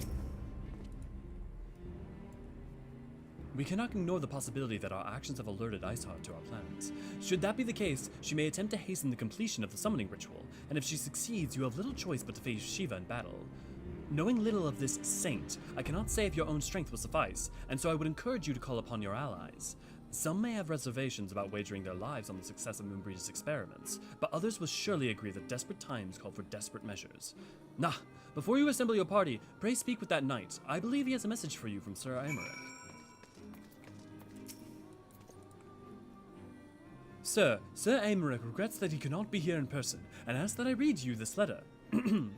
Ishgard faces an unprecedented threat, yet in our hour of need, it is not her knights who stand posed to defend her. Eorzean, the warrior of light, savior of Eorzea, your deeds this day shall not be forgotten. Where our others would flee, you choose to remain. Where others would falter, you rise to the challenge. Where others would use their gifts to selfish ends, you would wield yours in service to a greater cause. May Helone bless you with good fortune and see you safely home. Arc off amphitheater hard unlocked. Okay, I'm coming back to the tea tree. Cool.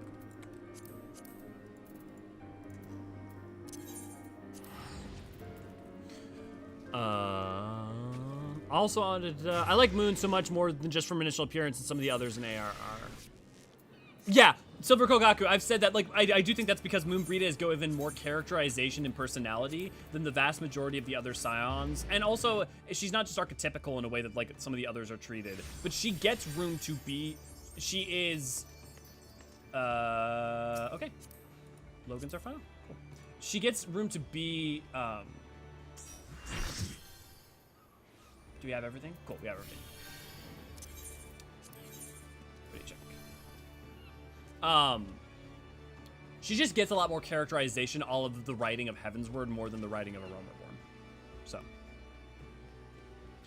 Don't worry, Synrix, we're still doing Odin today. So if you don't get in for this, we're gonna do Odin because I don't want to go that far past 2.4.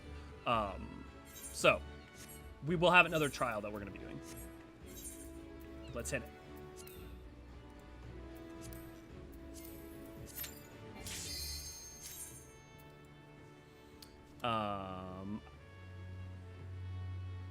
Honestly, I just like learning from the questions of others, and usually I'm unable to think of them myself. That's fine, yeah. I only am as emphatic about people asking me questions for a couple reasons. One, because I deeply enjoy it and want people to, but also because I have borne witness to time and time again many people being like uncertain or afraid to ask them. Not just of me, but just because they've had that beaten out of them. Light. I labor only to forge a lasting peace. A peace you would deny us out of ignorance and blind faith. No matter. If it is our fate to be at odds, then it is mine to strike you down. I will say, I like its sequel more than its gods original. and men have forsaken shall be the instruments of our own deliverance. Important understanding. The reason that flesh. Fill this vessel with your light. Walk amongst your brothers and sisters once more. Oh, Saint Shiva, still the hatred within our hearts and bless us with eternal grace. Remember that part of the reason that she can do this is because she has the echo, so she won't self-temper herself, basically.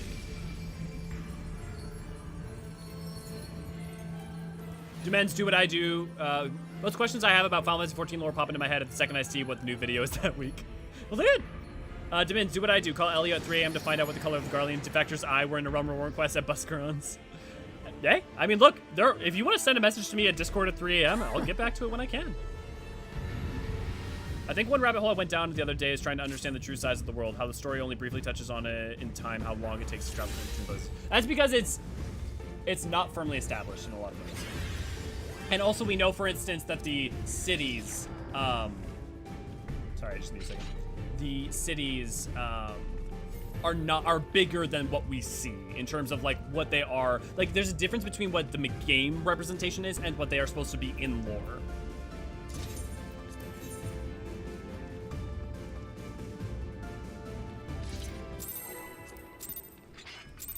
Let's do it.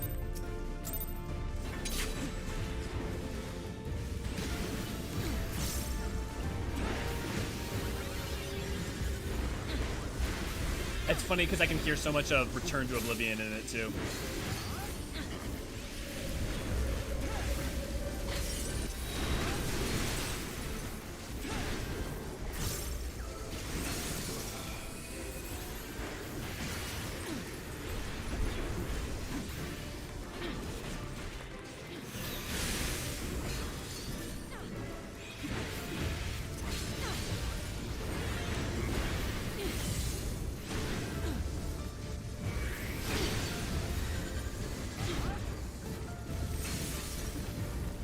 People need to repair. Oh, Chris is back. Best music incoming. Yeah. So if Aether travel is based on natural Aether, do we see richer flora, fauna near Aetherites, both because of the extra Aether? So natural Aetherites, yes. Natural Aetherites are locations in the world in which you would find more extreme deposits of natural Aether. That is for sure. Constructed Aetherites, no, because they are crafted and then can be moved to wherever. But yes, for natural Aetherites, it would be places you would see. Natural Aetherites only form in places of high etheric density. That is correct. Shiva indeed, Silver Corvette. Oblivion, first song made me really pay attention to. Makes me wonder if we can track this resource-rich parts of the map. You should be able to. The question is whether or not they're depicted well in game compared to what we know that they're supposed to be like in canon. Because we know that like, but typically if you use the natural Aetherites as an example, who will be blessed? Who will be blessed? Of course. Give it to Agent.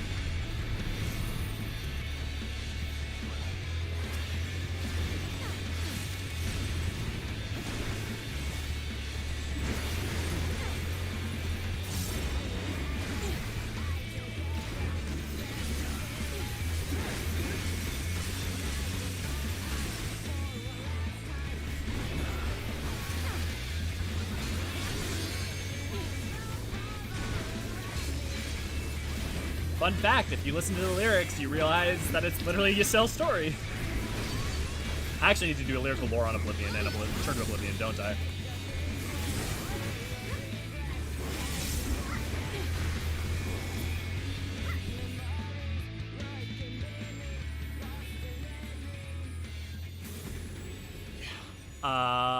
Computer starting, you sail. Yeah, so fearless creatures, we learn all to fight the Reaper. Yep. Oh yeah, Return to Oblivion is even better. Yeah, especially when this is a Ysael's story, but Return to Oblivion is like 4 separate characters story in one, and it's beautiful. Sadly, I have to go to some sleep. Night, Tracy. Sorry I missed you. All who take up the sword shall perish by the sword. Good thing I took up the razor sharp frisbee. So you're playing Dancer? Okay, so if natural dictates that older cities should follow that because they would have been founded based on resources or strategic advantages. And yeah, then that's typically true. There's a reason that if you look at like Belladia, well, oh, here, I got some dialogue. But yes, actually, that holds true, relatively speaking.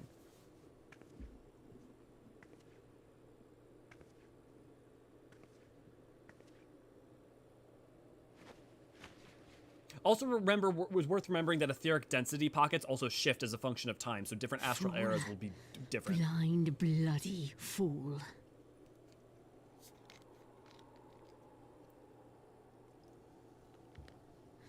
You, of all people, should understand the suffering war begets. That no sacrifice is too great if it brings an end to the violence. Mine is the righteous cause.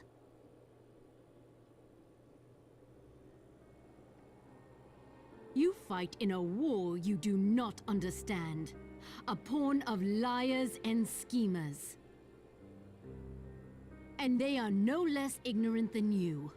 following the creed of their fathers without question, never thinking to ask why. The irony is that Trapped in a delusion of their own creation and blind to the truth.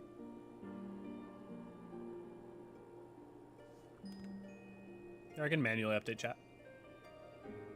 Warrior of light, redemption is not beyond us. We who walk before may lead those who walk after. Setting up. Seek the keeper of the lake. See She's deeply with setting up eyes unclouded. that her role as a warrior of light, or as Do not the one with the squander echo. mother's gift. Yep. Yep. Hear, feel. Oh, I totally forgot that she even said that. Yeah. No, it's a subtle clue, more explicit clue, hyper explicit clue.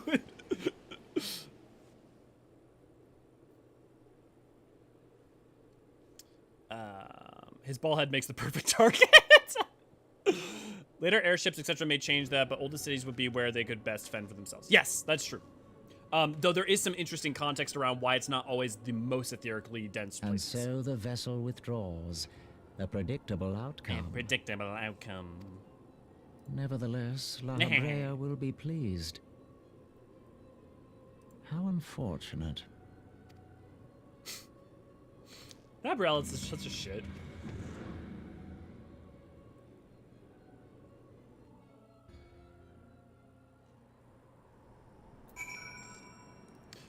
But yeah, so you'll notice that Belladia is founded near Zanrak, right? Zarak. You have places like Amdapor is founded in the Shroud, in a place of etheric density, rich density. The other thing that's worth remembering too is that etheric richness does not necessarily translate though immediately to those places in which life that is most suitable for people, certain types of people, happens. So for instance, you can be etherically dense in a lot of fire aspected aether in parts of Thanalin, or earth aspected aether in parts of Thanalin, but that doesn't mean that's good for people. Because you also need to be dense in not only aether of an aspecting, but aether of a specific aspecting, or aether of a non-specific aspecting and generalized. So you end up in a situation where you also have Nim and the kobolds exist in Vilbrand because it's an incredibly etherically dense, rich place, which is also why the natural aetherites form there. You also have it used to be that Yefame used to be far more life-providing before it became a Saltmoor after the floods. Or let's see, what are some other civilizations? Alag's kind of weird because Alag was A, everywhere, and B, like, they could do whatever the fuck they want regardless of whatever the etheric channels were like. So yes, I do need it. Thanks, Ray Ray. There's a reason when I use the horse, it's always Boreas. Yeah. Weird. If you leave the page, answer to save it. Happy that Skeletor got a new job as an SC. Skeletor. It is sad that La Habrea is happy. So you're saying that Ysael may have the echo. I'm just not picking that up. Yeah, it's weird. It seems like this very loose idea that's never established. Thanks for the party. It was fun hanging out, but I have to go now. See ya, Kiralea. Sorry I wasn't able to say bye. Nabrialis is also too quick to run away before I can pour BBQ sauce. Yeah, have a good one, Kira. I'll track him down for you, Tethys. Yeah. Teamwork makes the dream work. By the 12, you're alive? I mean, of course you're alive. Why wouldn't you be? Oh, Moonbreeder. I did what? And you're certain about that, are you? The Dravanians are skilled with glamours, after all. Look, if you say that's what you saw, I believe you. It's just that I've never heard of a Primal being summoned like that before. Are you sure you're not injured? Head trauma has been known to cause hallucinations, you see. No? Fair enough. I was only asking. Let me see what the MSQ... How many... Okay. So we're at off. Okay, let's wrap up 2.4 then at that point. And then we'll do Odin. If you ask me, there's not to be gained from mulling over implications. I guess if we have time. Implications of your story in the freezing cold. Let's save it for the Rising Stones, eh? I'll get everyone to meet us there. But before that, you best pay a visit to Whitebrim Font and speak with Alfino. He's probably worried sick about you. That, or he's been busy playing politics with the Ishgardians. Either way, I'm sure he'll be delighted to see you hale and healthy. Speaking of which, you don't have a headache or anything, do you? No. Blurred vision? Oh? No reason. See you again soon. I'm suddenly questioning Moon's dedication to safety in her experiments. Yeah, especially with, like, what's-her-face that you meet at the beginning of Endwalker. I'm starting to question the dedication of all Aetheryte engineers to the safety of everyone's safety using their... When Brita is how I knew Eorzean would never betray the Scions. Yeah. Eorzean obviously doesn't have an OSHA. But what's crazy is that of all the people to have an OSHA, you'd think it would have been Charlian. Buys Tessos at Costco-sized BBQs. Lol. I love her. We all love her. She's lovely.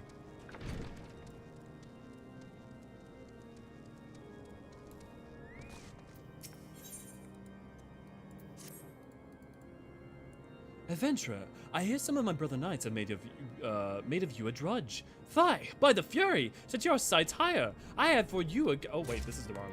I don't know why I picked up this. I meant to go higher.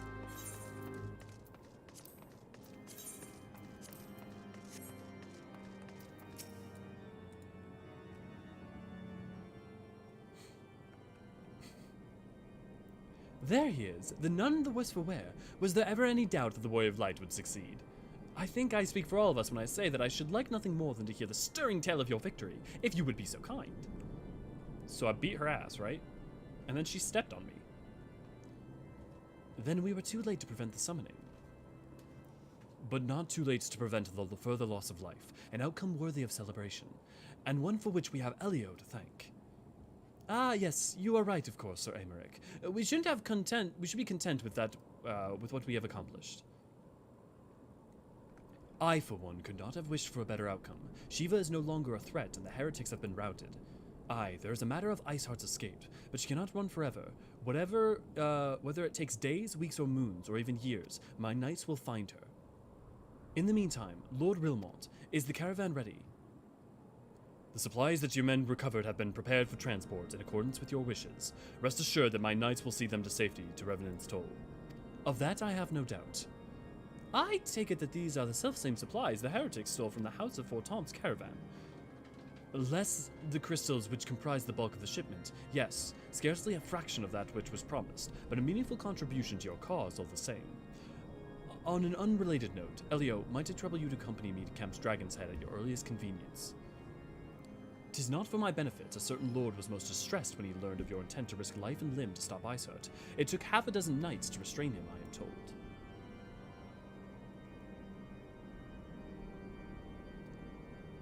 Men give vent to their anxieties in myriad ways. Pray, do not think less of him.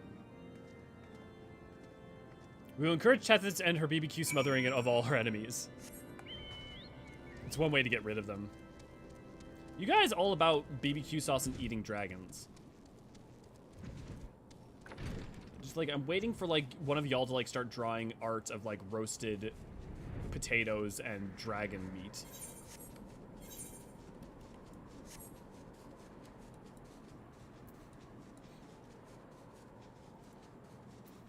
Staring at death. No. Actually, hey, BBQ sauce.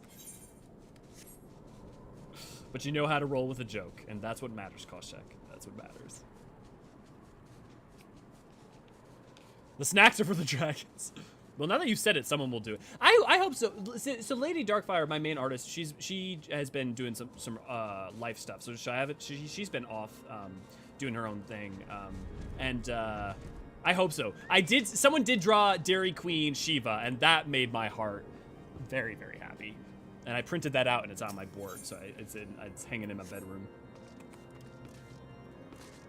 I will say, anytime I'm like, I hope someone draws something, what I'm saying is, I hope someone draws something.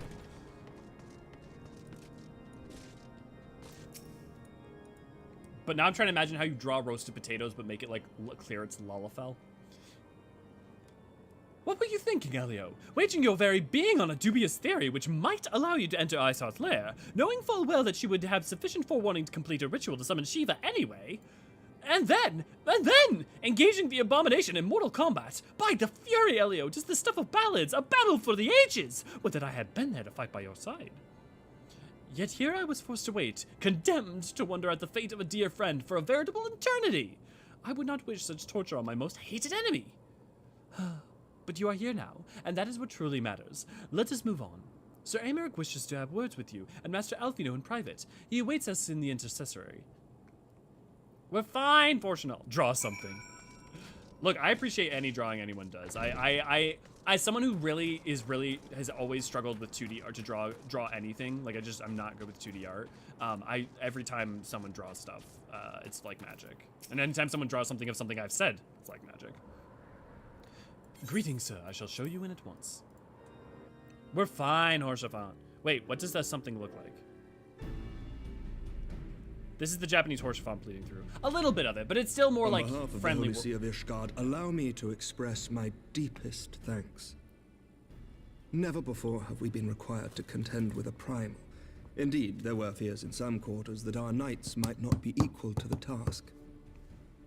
From what we have now learned of these beings, I can say with certainty that we would have lost a great many men had the Scions not intervened. Then the argument for preemptive action should be self-evident. Perchance now you will reconsider my proposal that Ishgard move against Nautalon. Hey, Ere we first met, a similar proposal was tabled, but the Holy See decreed that we were to observe, and that military action should be taken only in self-defense. All things considered, it was not an unreasonable decision.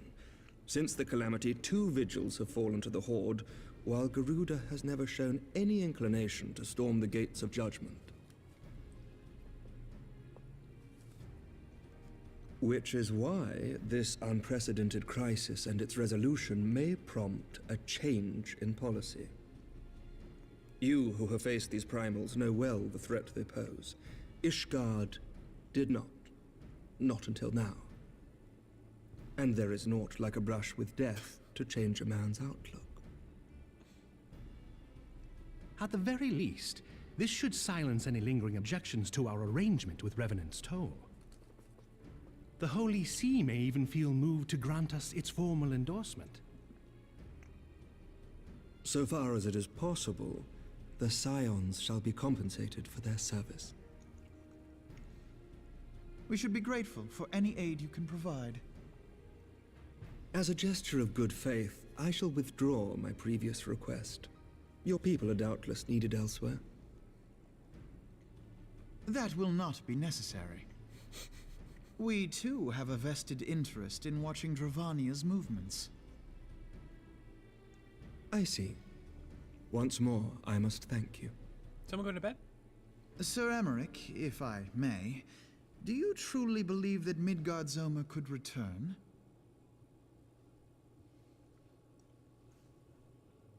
The heavens are a window unto truth, but those who interpret their movements are not infallible. I requested your involvement as a precautionary measure. But of course, you sought an excuse to compensate us from the first, mindful of what would happen if Revenant's Toll were taken by your enemies. Ishgard is not wont to aid its neighbors, but that does not preclude it from manipulating them to serve its own interests. Choose your next words carefully.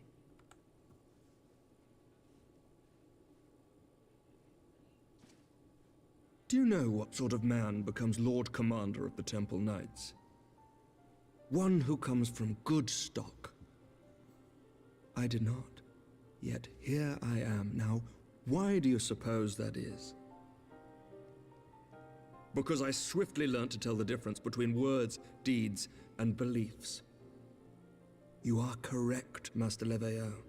Ishgard desires to see Revenant's Toll flourish, as it would present a troublesome obstacle to our enemies from the south.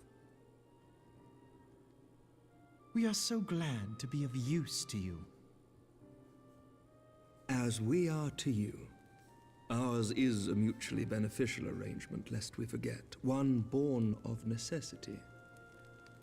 The dragons grow more restless by the day, and the heretics harry us nigh without cease.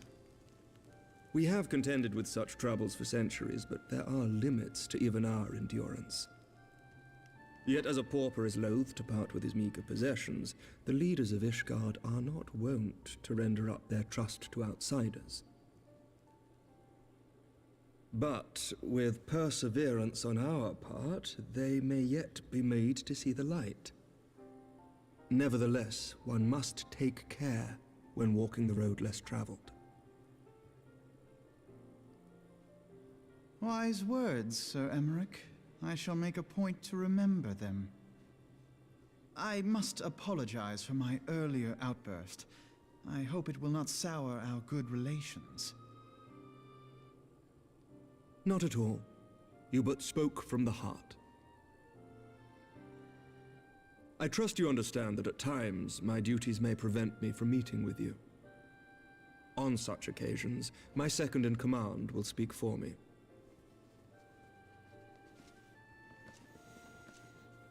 Lucia, at your service.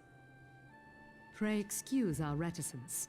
We are but wary of speaking too freely, lest our sentiments be made known to our enemies.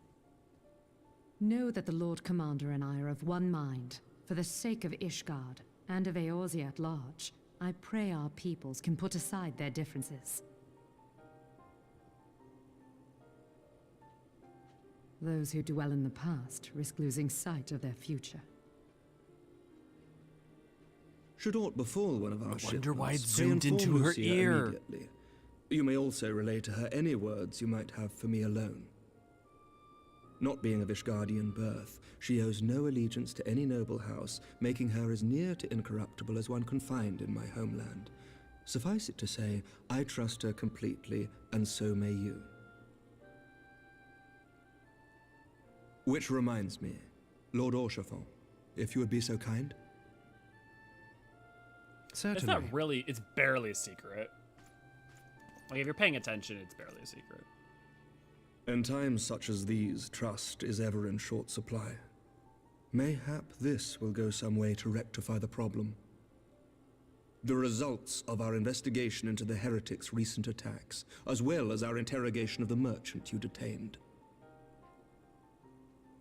Sir Emmerich, I cannot thank you enough. Think nothing of it. Ishgard may be many things, but it is no friend to Garlemald. Did I not tell you to have faith, my friend?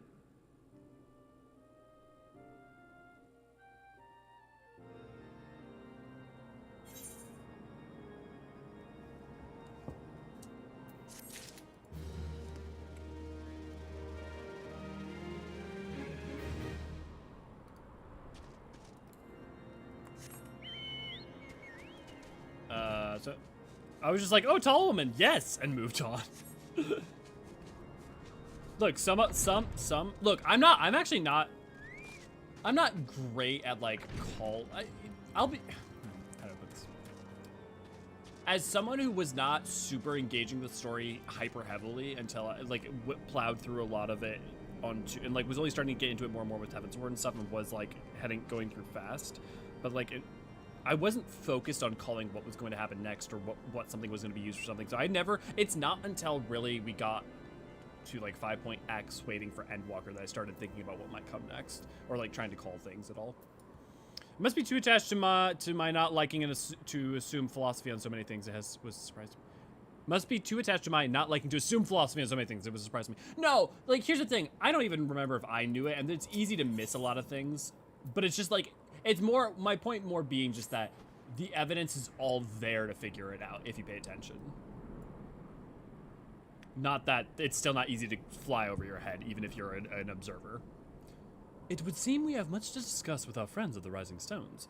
If what you say is true, Iceheart's methods of summoning Shiva defies all precedent. It necessitates a complete reprisal of a primal threat, and our approach to combining it. Moreover, there are grave ramifications if word of this incident reaches Imperial ears. The Garlean Empire believe the Primals are an insufferable menace. Their mere existence is a threat to this very star. As such, they deem any action taken against the Beast Tribe to be justified by default. Imagine then if it became known that it was not only the Beast Tribes of Eorzea that could summon Primals, but her civilized people as well. Any lingering objections to the Eorzean campaign would vanish overnight. Where before we had contended with a single Imperial Legion, we would well find ourselves facing the combined might of all Garlemald. But I speak unadvisedly. Come, Elio. It is better that we continue this conversation in Bordona.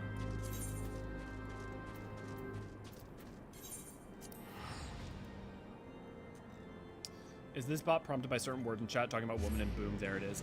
Maybe. That might explain why it pops up the way it does.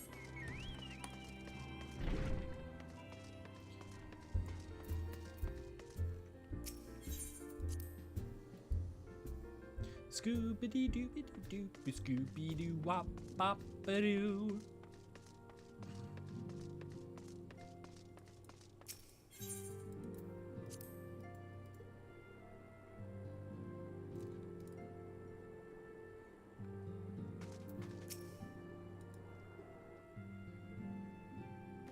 Words cannot well express how glad I am to see you return to us hale and whole. Needless to say, I am most eager to hear your account of that which occurred in Kurthis, assuming you're ready to speak of it.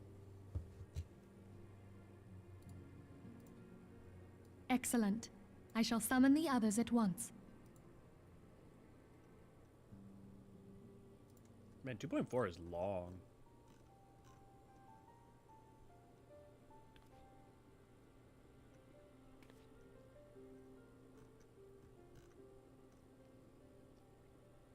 Iceheart used her own body as a vessel for a primal soul?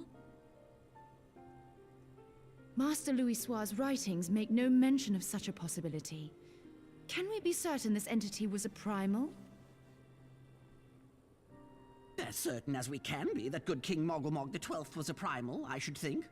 Both were ostensibly summoned. Let's not quibble over definitions. Of more concern is the implication that Iceheart retained her will, even after she was possessed. We are talking about a mortal, wielding the power of a primal. It can't possibly be that easy, can it? There must be some sort of sacrifice required. Or maybe she's just special? What qualities this woman possesseth, I know not. But full sure am I that she was groomed for this role. Few are privy to the secrets of summoning, and but a single party standeth to profit from their dissemination. Well, I wouldn't presume to comment on how the lass came to know about summoning, but I will say that what she summoned was a primal. The readings were the same, or near as damn it. Strange as it all sounds, it's really no different from what you've faced before. Then mayhap it is time that we re-examined our previous encounters. Pack your things, Ida. We're going back to Gridania. Yes, sir.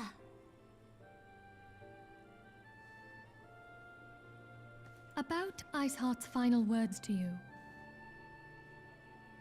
Hear, feel, think. Hydaelyn speaks to her as well. If Iceheart is blessed with the power of the Echo, she will doubtless have used it to further her goals. Or could it be that it was a revelation granted her by the Echo which first set her on this path? She did say that the Ishgardians were blind to the truth. Do you think she has knowledge of the origins of the Ishgardian-Dravanian War? It would do much to explain her unwavering conviction. Did not the Lady Iceheart implore thee to seek the Keeper of the Lake? And did she not imply that in so doing thou wouldst come to see with eyes unclouded? Midgard Zoma was a king amongst kings who reigned for centuries on end. But he is dead and his wisdom lost to the ages. Unless the Ishgardians' fears are well-founded. It would seem we have yet another reason to stand watch over the Keeper of the Lake. For a mercy, we are well positioned to do so. Iceheart, Shiva, Ascians, and Midgard Zoma. I shudder to think how they're all connected.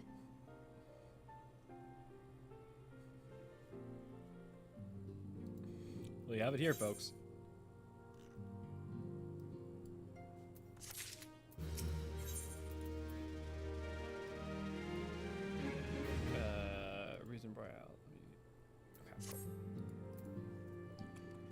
I mean to scour the annals for knowledge of Midgard summer. Given his great age, I dare say he appears in more than a few.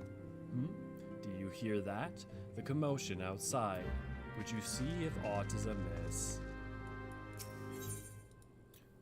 Guys, no, she doesn't. What are you even talking about? Guys, you know the Warrior of Light has the echo?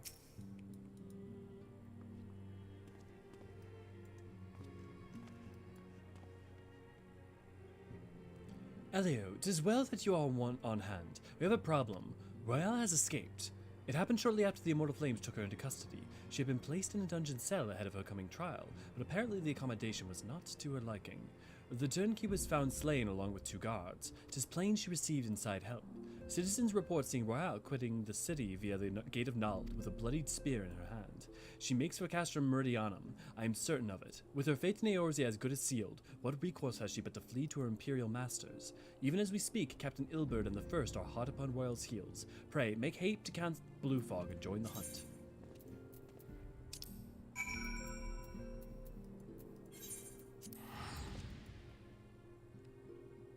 Did you know that the Scions has archons? Drank 2 coffees and maybe hyper. Look, I'm glad you guys are chatting. That's not a problem. Nothing worse than like streaming with the dead chat, you know? Like at that point, just like turn off the stream and just like play alone. My thanks for coming, Scion. I have spoken with the soldiers here. They say that the Royale walked through the camp, not a Belligo. Aye, she walked right through. You do not mishear. We have Ralban's decision to keep the matter secret to thank for that. Bad for morale, he said. As a result, not a single flame in the garrison made any attempt to detain her, and so here we are. Royale must not be allowed to reach Castrum Meridianum. Jed chat is hard to stream to. Yeah, no, I mean it is. Like at that point, I just gotta start like looking up jokes. Like I just put like start bringing up jokes. Mine doesn't have the echo, but that's because the real War of Light has. I'm around. Was just in Labyrinth for my daily. Yeah, cool. It's just the scene in the Joe Cat guide. Yes, yeah, literally. I get energy off of other, yeah. I mean, like that's the thing is like, it's I get a lot of energy off of, you know, responding, performing, and all that jazz. Kind of like a date. It's better when multi participation. It's true. I mean, I can't argue with that. That is correct. It literally is the scene from the Joe Cat guide though. Like, oh.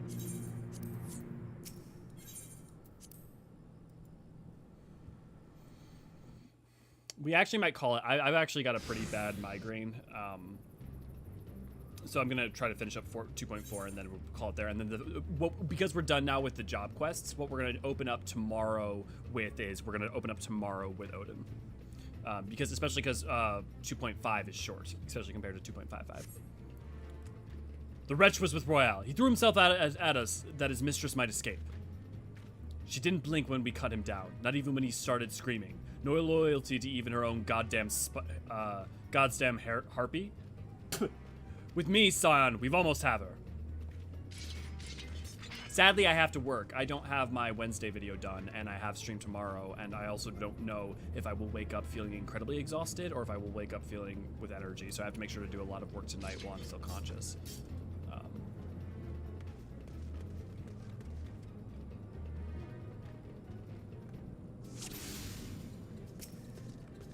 So I'll probably take some medication and then wait for the people. You'll not take me so easily this time. Probably trying to find this.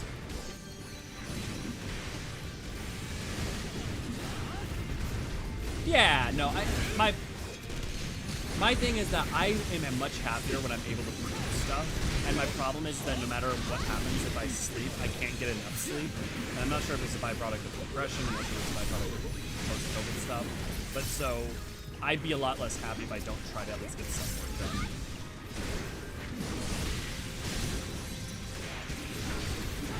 The other thing is that like, the reality for like YouTube is that if you aren't producing content not even just consistently, but regularly to some extent, and not just streams, but like, you know, video content, you don't really grow.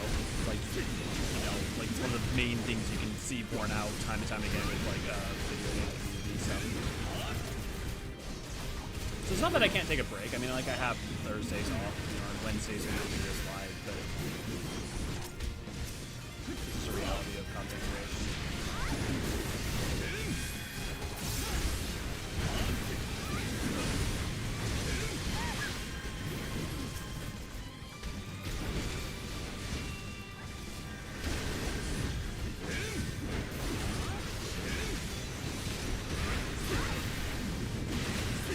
That's why I get frustrated with, like, it's not even like it's not even just time. It's like a struggle waking up thing.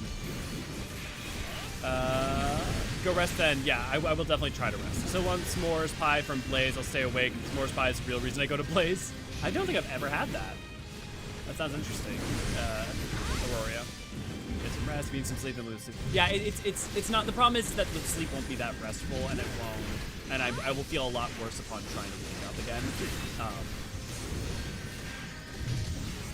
Note to self, never fall asleep around Tethys in a bottle of BBQ. It's true.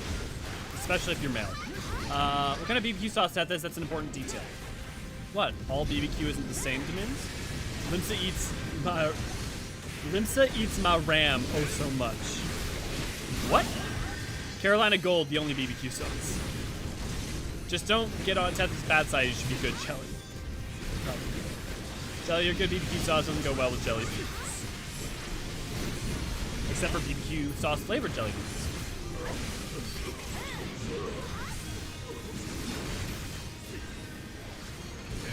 Just download more RAM. Ah.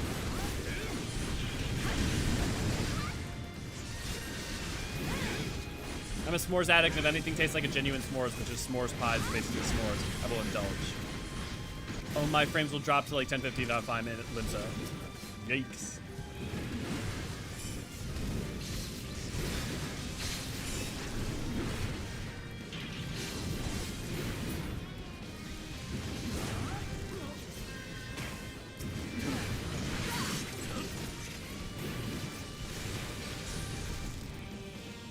Success.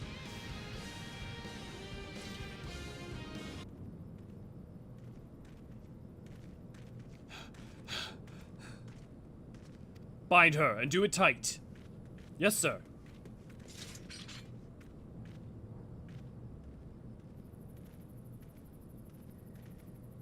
Good work, man. Good work, man.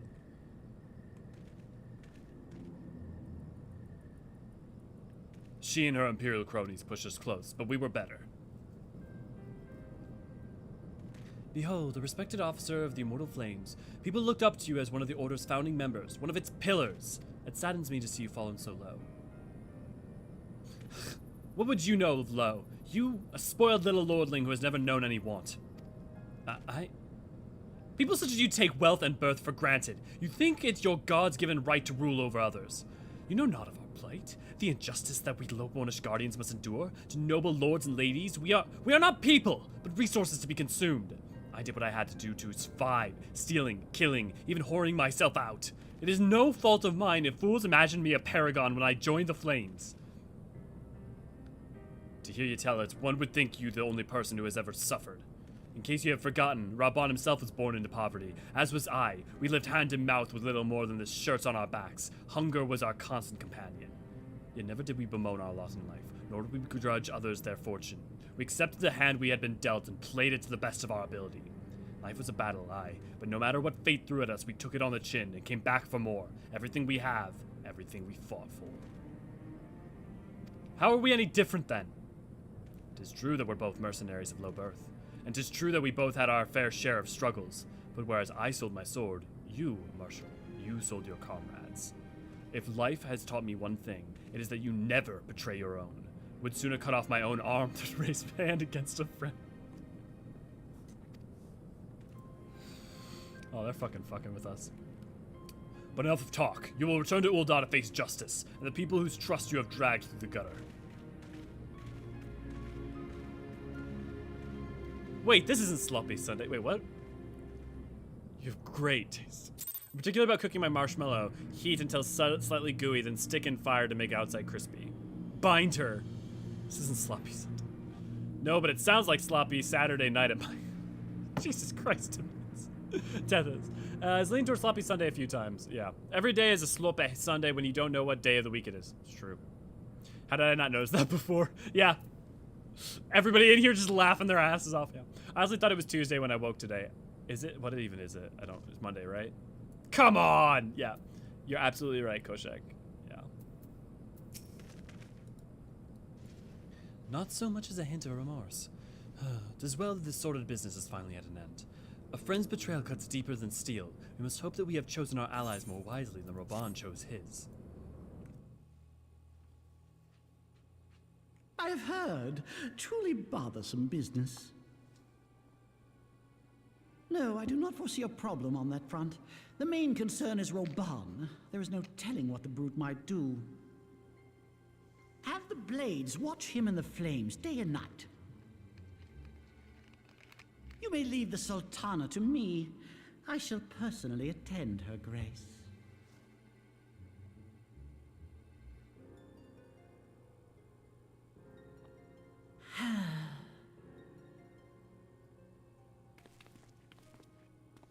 Sever one of the East Aldenard trade routes. That ought to keep Lolorito occupied for a while.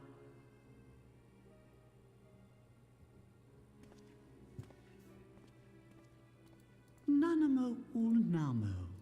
For my sake, pray be a good little Sultana to the last.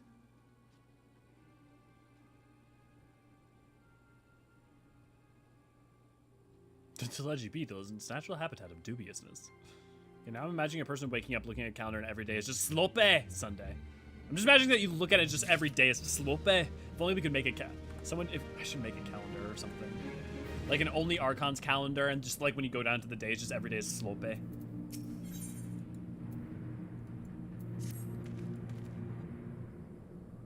Captain Ilbert and I have a few questions for the Flame Marshal regarding the circumstance of a miraculous escape. When we've completed our interrogation, we shall take our findings directly to General Rauban, and that shall be the end of it. Your work here is done, my friend. My thanks. But I have one last task for you. Return to the Rising Stones and appraise Minfilia of all that has happened. I am aware that the antecedent held Royale in high regard. For better or worse, she will want to know how the tale ends.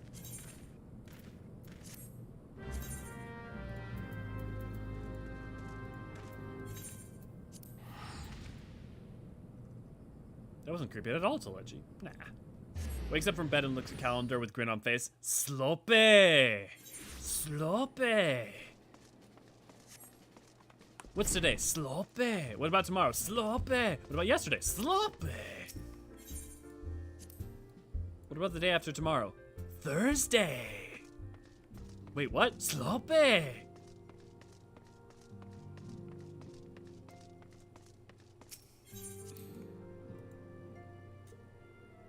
Sloppy hit so hard when I was leveling up Black Mage, falling over myself, dropping Eno, messing in everything up, and just hearing Sloppy right in my ear. Tears streaming down my face.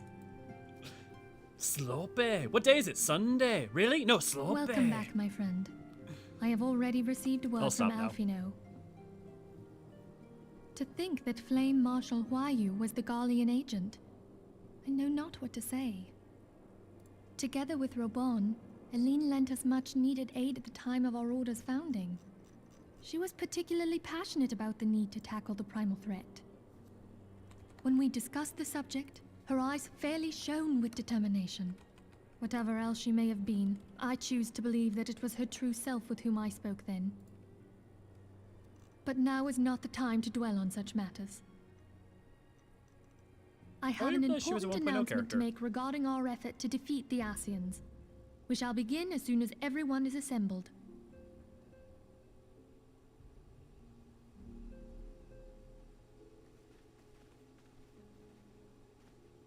My thanks for coming, friends. Moonbreeder, the floor is yours. By now, I'm sure you're all familiar with white auracite, the miraculous material that'll allow us to capture Ascian souls. Back at Snowcloak, we verified its ability to absorb vast amounts of ether. Alas, it leaves something to be desired in the area of stability. The stone can only store ether for a short while before expelling its contents. In addition to auracite's inherent limitations, we must needs be wary of our enemy's strength. Our foe draweth upon an infinite wellspring of power. Even should we succeed in entrapping him, the stone will not long contain his wrath. Meaning that, if we want to kill the swine, we'll have to be quick about it. 'Tis our belief that an Ascian soul may be permanently undone, if smitten by a sufficiently concentrated burst of pure ether. The only trouble is, we can't say for sure how concentrated the burst needs to be. Without knowing how much ether an Ascian soul is composed of, we're basically guessing. Our sole clue lieth in thy struggle with La Habrea. For al amigo! During that encounter, Not you two, Hydaelyn Aubrey. bid you forge what she called a blade of light. Hey guys. A weapon which took the Give me a form of second. a luminous stream of energy. Based on your description, we believe the blade with which you vanquished your foe was composed of ether. Admittedly, your victory proved ephemeral, as La Habrea was able to use a crystal of darkness to flee into the space that lies between our world and the void. The fact remains, however, that Hydaelyn placed the means to destroy the Ascians in your hands. Be that as it may, it would be unwise to assume that she will do the same when we next encounter such a foe. Quite so, my lady. We must needs find the means to forge our own blade of ether, one to equal that which Hydaelyn did benevolently bestow upon her champion. That is all well and good, but it seems to me that producing such a blade will require a prodigious quantity of ether. Whence will it come, pray tell? Oh, what if we had 2 pieces of white orosite? One to trap the Ascian, and the other to store the ether for the blade. Oh, nice try. But it's as I said, the stone won't hold ether for any length of time. We'd still need to collect the stuff there and then, sorry to say. And therein lies the rub. Finding a way to create the blade whenever and wherever we choose. 'Twould seem more research is in order. I'm going to linger a while, perform a few more tests on the Aurosite. And I could do with Hey, some guys. help. Eorzean, why don't you lend me a hand? Mine apologies, Oh, it hasn't loaded but yet, never I mind. am required at the Waking Sands. Lady Minfilia hath given me sole charge of the premises. 'Twould be unseemly to leave them unattended. Sole charge, you say? So you're basically alone there, then? Well, that settles it. I'll just have to come to you.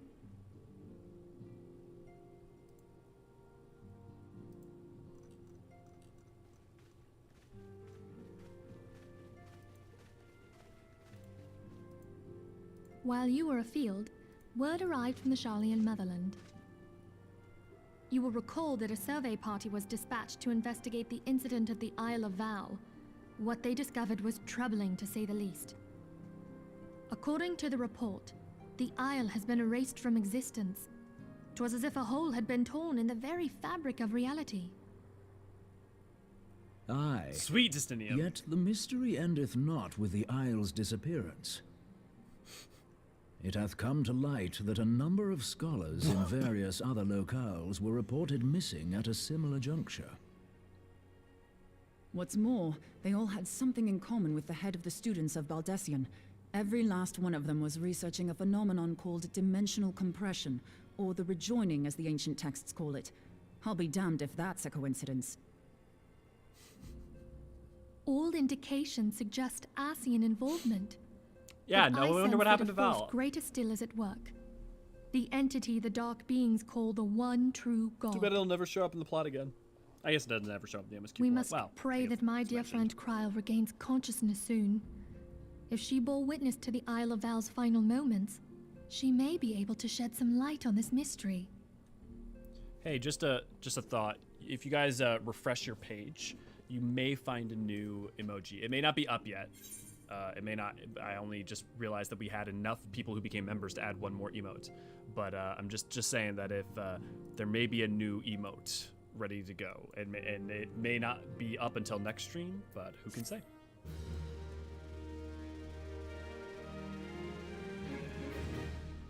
There it is! Yep.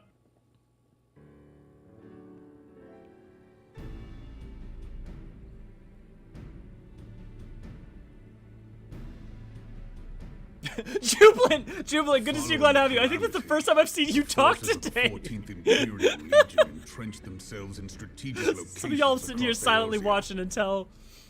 So swiftly did they accomplish this, it was suspected that they had received help. To think that it came from Huayu, my right hand. There is more. Well, I'm glad to have We you here. reason It makes me believe happy to know that Huayu you're here. Didn't deal exclusively with the 14th. She also answered to a higher authority in Garlemald. But this higher authority could not have been the Emperor. By consenting to the Media Project, Solus Zos Galvus showed himself to be more concerned about preventing the spread of primal influence. Why was Koshak? than Why claiming was your held Eorzea for the review? Empire. He would happily have seen the lot reduced to ash. We believe a number of high-ranking figures within the royal household were against the decision, but that they knew better than to oppose the Emperor openly. Of course, this didn't prevent them from making clandestine provisions, in which Huayu played a part. Alas, these provisions did not prevent Dalamud from falling, and the ensuing chaos changed the face of the realm forever. Yet Eorzea survived. Apparently you To can all be too intents and slumpy. purposes, the Meteor Project had failed, and the Empire was left to rue its lack of a decisive means to eliminate the Primals. Until, that is, it stumbled upon the Ultima weapon. If you guys don't go fucking wild on 3.5, I'm Even gonna be before really the disappointed. accursed thing was dug up, it seemed to me the 14th had the might to overwhelm our weakened armies. Yet they chose to hide behind their walls. Why? The Black Wolf was wary of making the denizens of Eorzea desperate, lest more primals emerge to bleed the land. The discovery of the Ultima weapon, however, emboldened him to resume his war of conquest in earnest. But there was one in Garlemald who believed that Van Belsar's actions were premature. One who stood higher in the Imperial Army's chain of command. He ordered the Legatus to halt his advance, only to find that the Black Wolf had slipped its leash, and that the 14th now acted alone. Elio, what do you want most in this world? Oh, I'm glad you asked. Well, you see, I really love active engagement, answering people's questions, helping people learn, and facilitating, a gathering of knowledge, as well as using all this passion and, wellspring of desire to work with people. Yeah, or work when I have energy and not socially anxious all hell, be able to work with people and provide something for them. Oh, yes. I see that you have a community. How do they typically communicate? Well, you see, I had hoped it would be textually, but in reality, it's mostly in the form of emojis. Oh, quite interesting. So I assume that you have some relatively nuanced conversations based on that, though. Ah, yes. Well, you see, mostly it's, sloppy! Sexy Ellison. Gobble! You don't say. And now back to our previously scheduled program.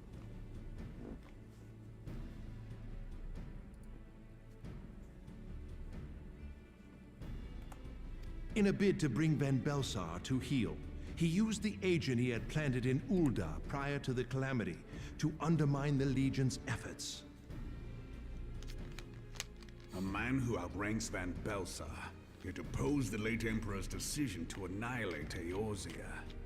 This could only be the former High Legatus of the Garlean army, now known as Emperor Varus Zos Galvus. So he was Huayu's true master. But one of several in actual fact. We've learned that even as Huayu served the Empire's interests, she sold Imperial secrets to a certain faction in Eorzea. Did In those just so go out to doing, random people? How she does helped that to work? maintain the status quo, thus that answers my prolonging question. the conflict. Considering who Enki, stands to Aaron, profit from Koshak, war, Kelda, it isn't thank hard you. to You are now imagine all who members. her other Thanks to masters Destinium. were. 7 hells. Koshak, I never even thought You mean about to those say put that she was a together double like agent? that. And that's funny. Triple. if you consider her services to Van Belsar and the new Emperor as Thank you, separate. Justinian, for doing that. Appreciate it. As neatly as these pieces seem to fit, one aspect of the puzzle remains unclear to me. By whose will was the Marshal feeding intelligence to the heretics?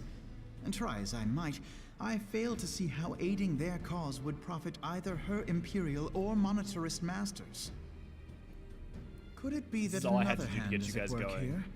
If so, why you must be made to reveal whose it is. Y'all just lurking and just being like, don't get me wrong, I love having you guys here regardless, but y'all just lurking, and then all of a sudden the meme game, the like emoji game gets going, and y'all like, oh hell yes, oh I'm here. Not a pleasant task, I grant you, but a necessary one. Unless we weed out the ivy, root, stalk, and stem, it will simply grow back. I know that full well. Those closest to Huayu have already been detained, and I will question them You can clip alongside whatever you her. want. General, please True. keep in That's mind also true, that there Koshak. may be Yep, unwitting absolutely. abettors among them. All will be treated fairly. On that you have my word. Those who are innocent have no cause to fear. You have ever been a friend of truth, General. I hope the unpleasant task of If weeding you guys out come up with falsehood art will not emojis detain that you too want, long. like memes that you want, Though you it just be say for the sake of Eorzea, doubting one's Okay, you know comrades what y'all is are really bad at? poison to the soul. I will ask you guys, oh, what cosplay should we do? What art should we do? And some of y'all will mention something every now and then. And most of y'all don't have anything, and I get it, and when, especially when put on the spot. But just saying, come up with shit, and I take it to heart. I'm listening. I'll do something with it. But you gotta tell me.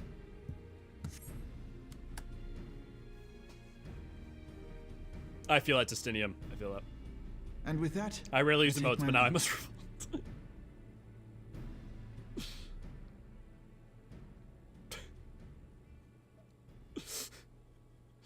More Ray Ray emotes.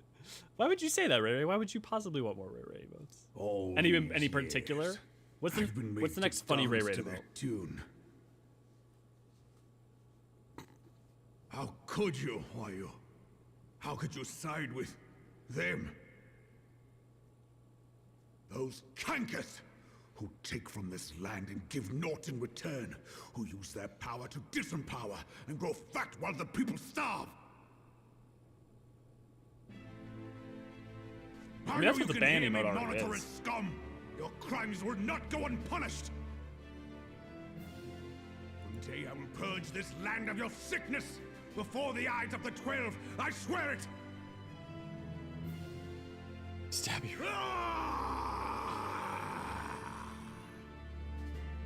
Ah.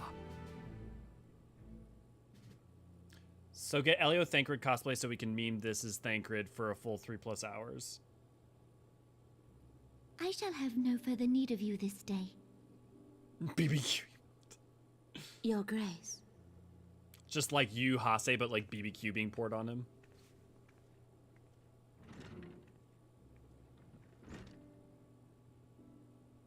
I fear that not even mine own chambers shall Tetris remain with like a private for BBQ long. battle. Has the situation grown so grim?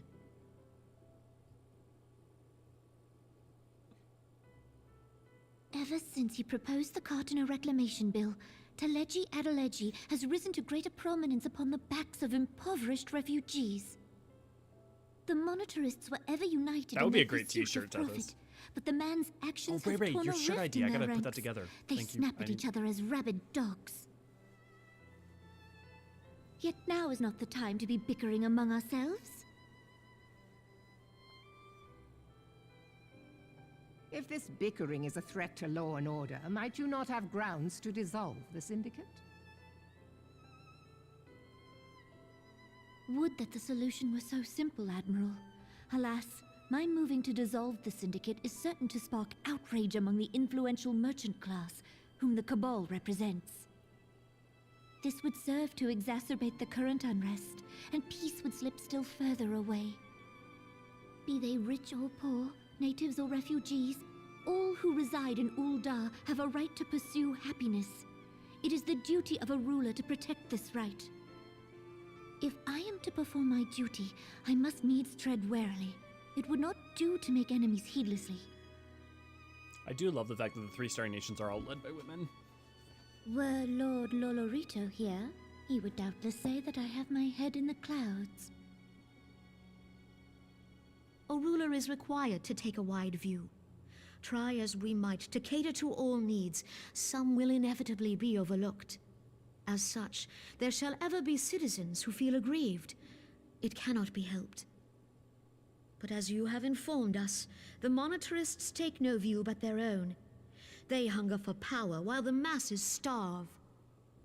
In the absence of a common cause, it seems beyond any one individual to make Uldar whole. Ashriel, good to see you. Glad to have you. And the presence of a Garlean agent within the immortal flames only makes matters worse. Even accounting for Uldar's historic reliance upon mercenaries, such a grievous breach of security is unprecedented. I fear this business will provide the monetarists with a rod to beat Raban. Anonymous the pillow, used by Raban. Just like... Eorzea can ill afford for the immortal flames to be dampened now. Ere long, the Garleans will turn their ravenous gaze toward our lands once more. If we are to resist their might, our nations must stand together. It's easy to miss them partly because you're focused on our this. nations must be whole. Cannot be done to improve the situation in Uldar.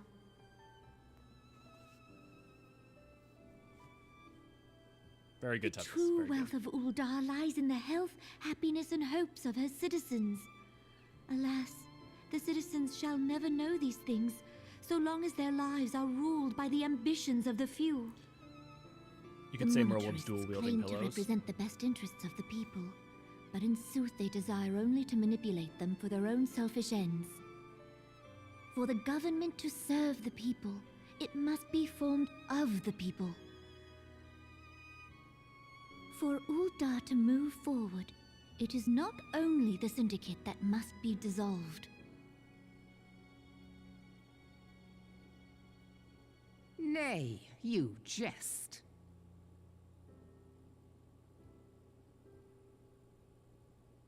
My friends, it was for no other reason than to make known to you mine intent that I requested your presence here. When I make my declaration to the people, chaos shall inevitably ensue. As the last monarch in the line of Ul, I make unto you this request. Help Roban to preserve order and protect the people. Forsake them, and you forsake yourselves, for a strong Eorzea will ever have need of a strong Uldar.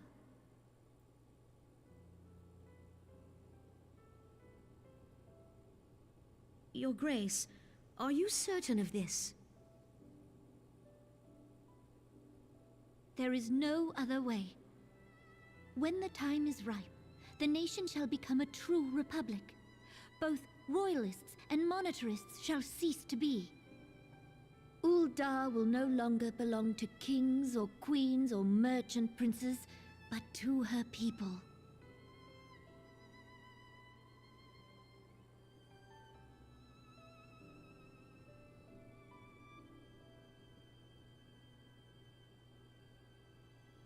Roban, forgive me for casting aside all that you have toiled for in my name. Beyond this gesture, I am powerless to help my subjects.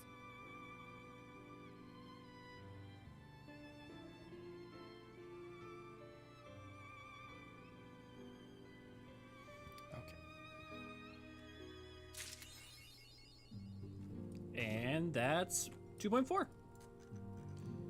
It's a good thing that the next two patches, I mean 2.5 and 2.5. Anyways, are super relaxing with no stressful and or long points of major conflict. With that said, I've been Elliot Fulcheron. And it's been lovely playing with you guys and talking with you guys and being all sloppy with you guys. Don't forget that you can always join our Discord if you haven't already. We, as per always, we have our content on Monday, Tuesday. We're doing MSQ live streams. Wednesday, new videos come out. Thursday, I currently have off. Friday is Lore Book Club. Saturday is live stream, and Sunday is Sloppy Sundays over on Twitch. So, with that said, you can always support us at Patreon. You can have your name in the banner above, as well as others, all sorts of lovely, lovely rewards. And on top of that, you can always support us also through Super Chats on here or wherever.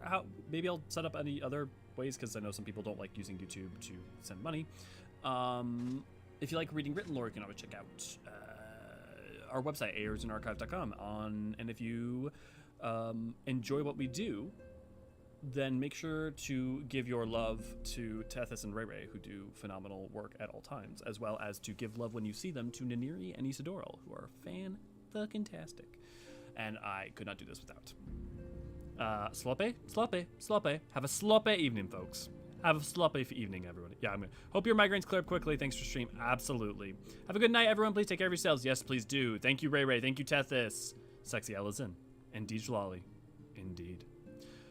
I will give it 60 more seconds, and then I will give you a cheery on night out, just in case anyone wants to say anything else. Yeah, hearts to you, Astriel, as well. Bye, everyone. And don't forget, if you'd like to join us, we're going to be doing Odin tomorrow for our start. So if you'd like to be part of the group that does that, you can make sure to join in on that. Yeah, no worry. Thanks, Astriel. No worries. It happens from time to time. Yeah, good night, everyone. I hope you all have a sloppy evening. And with that, I bid you adieu.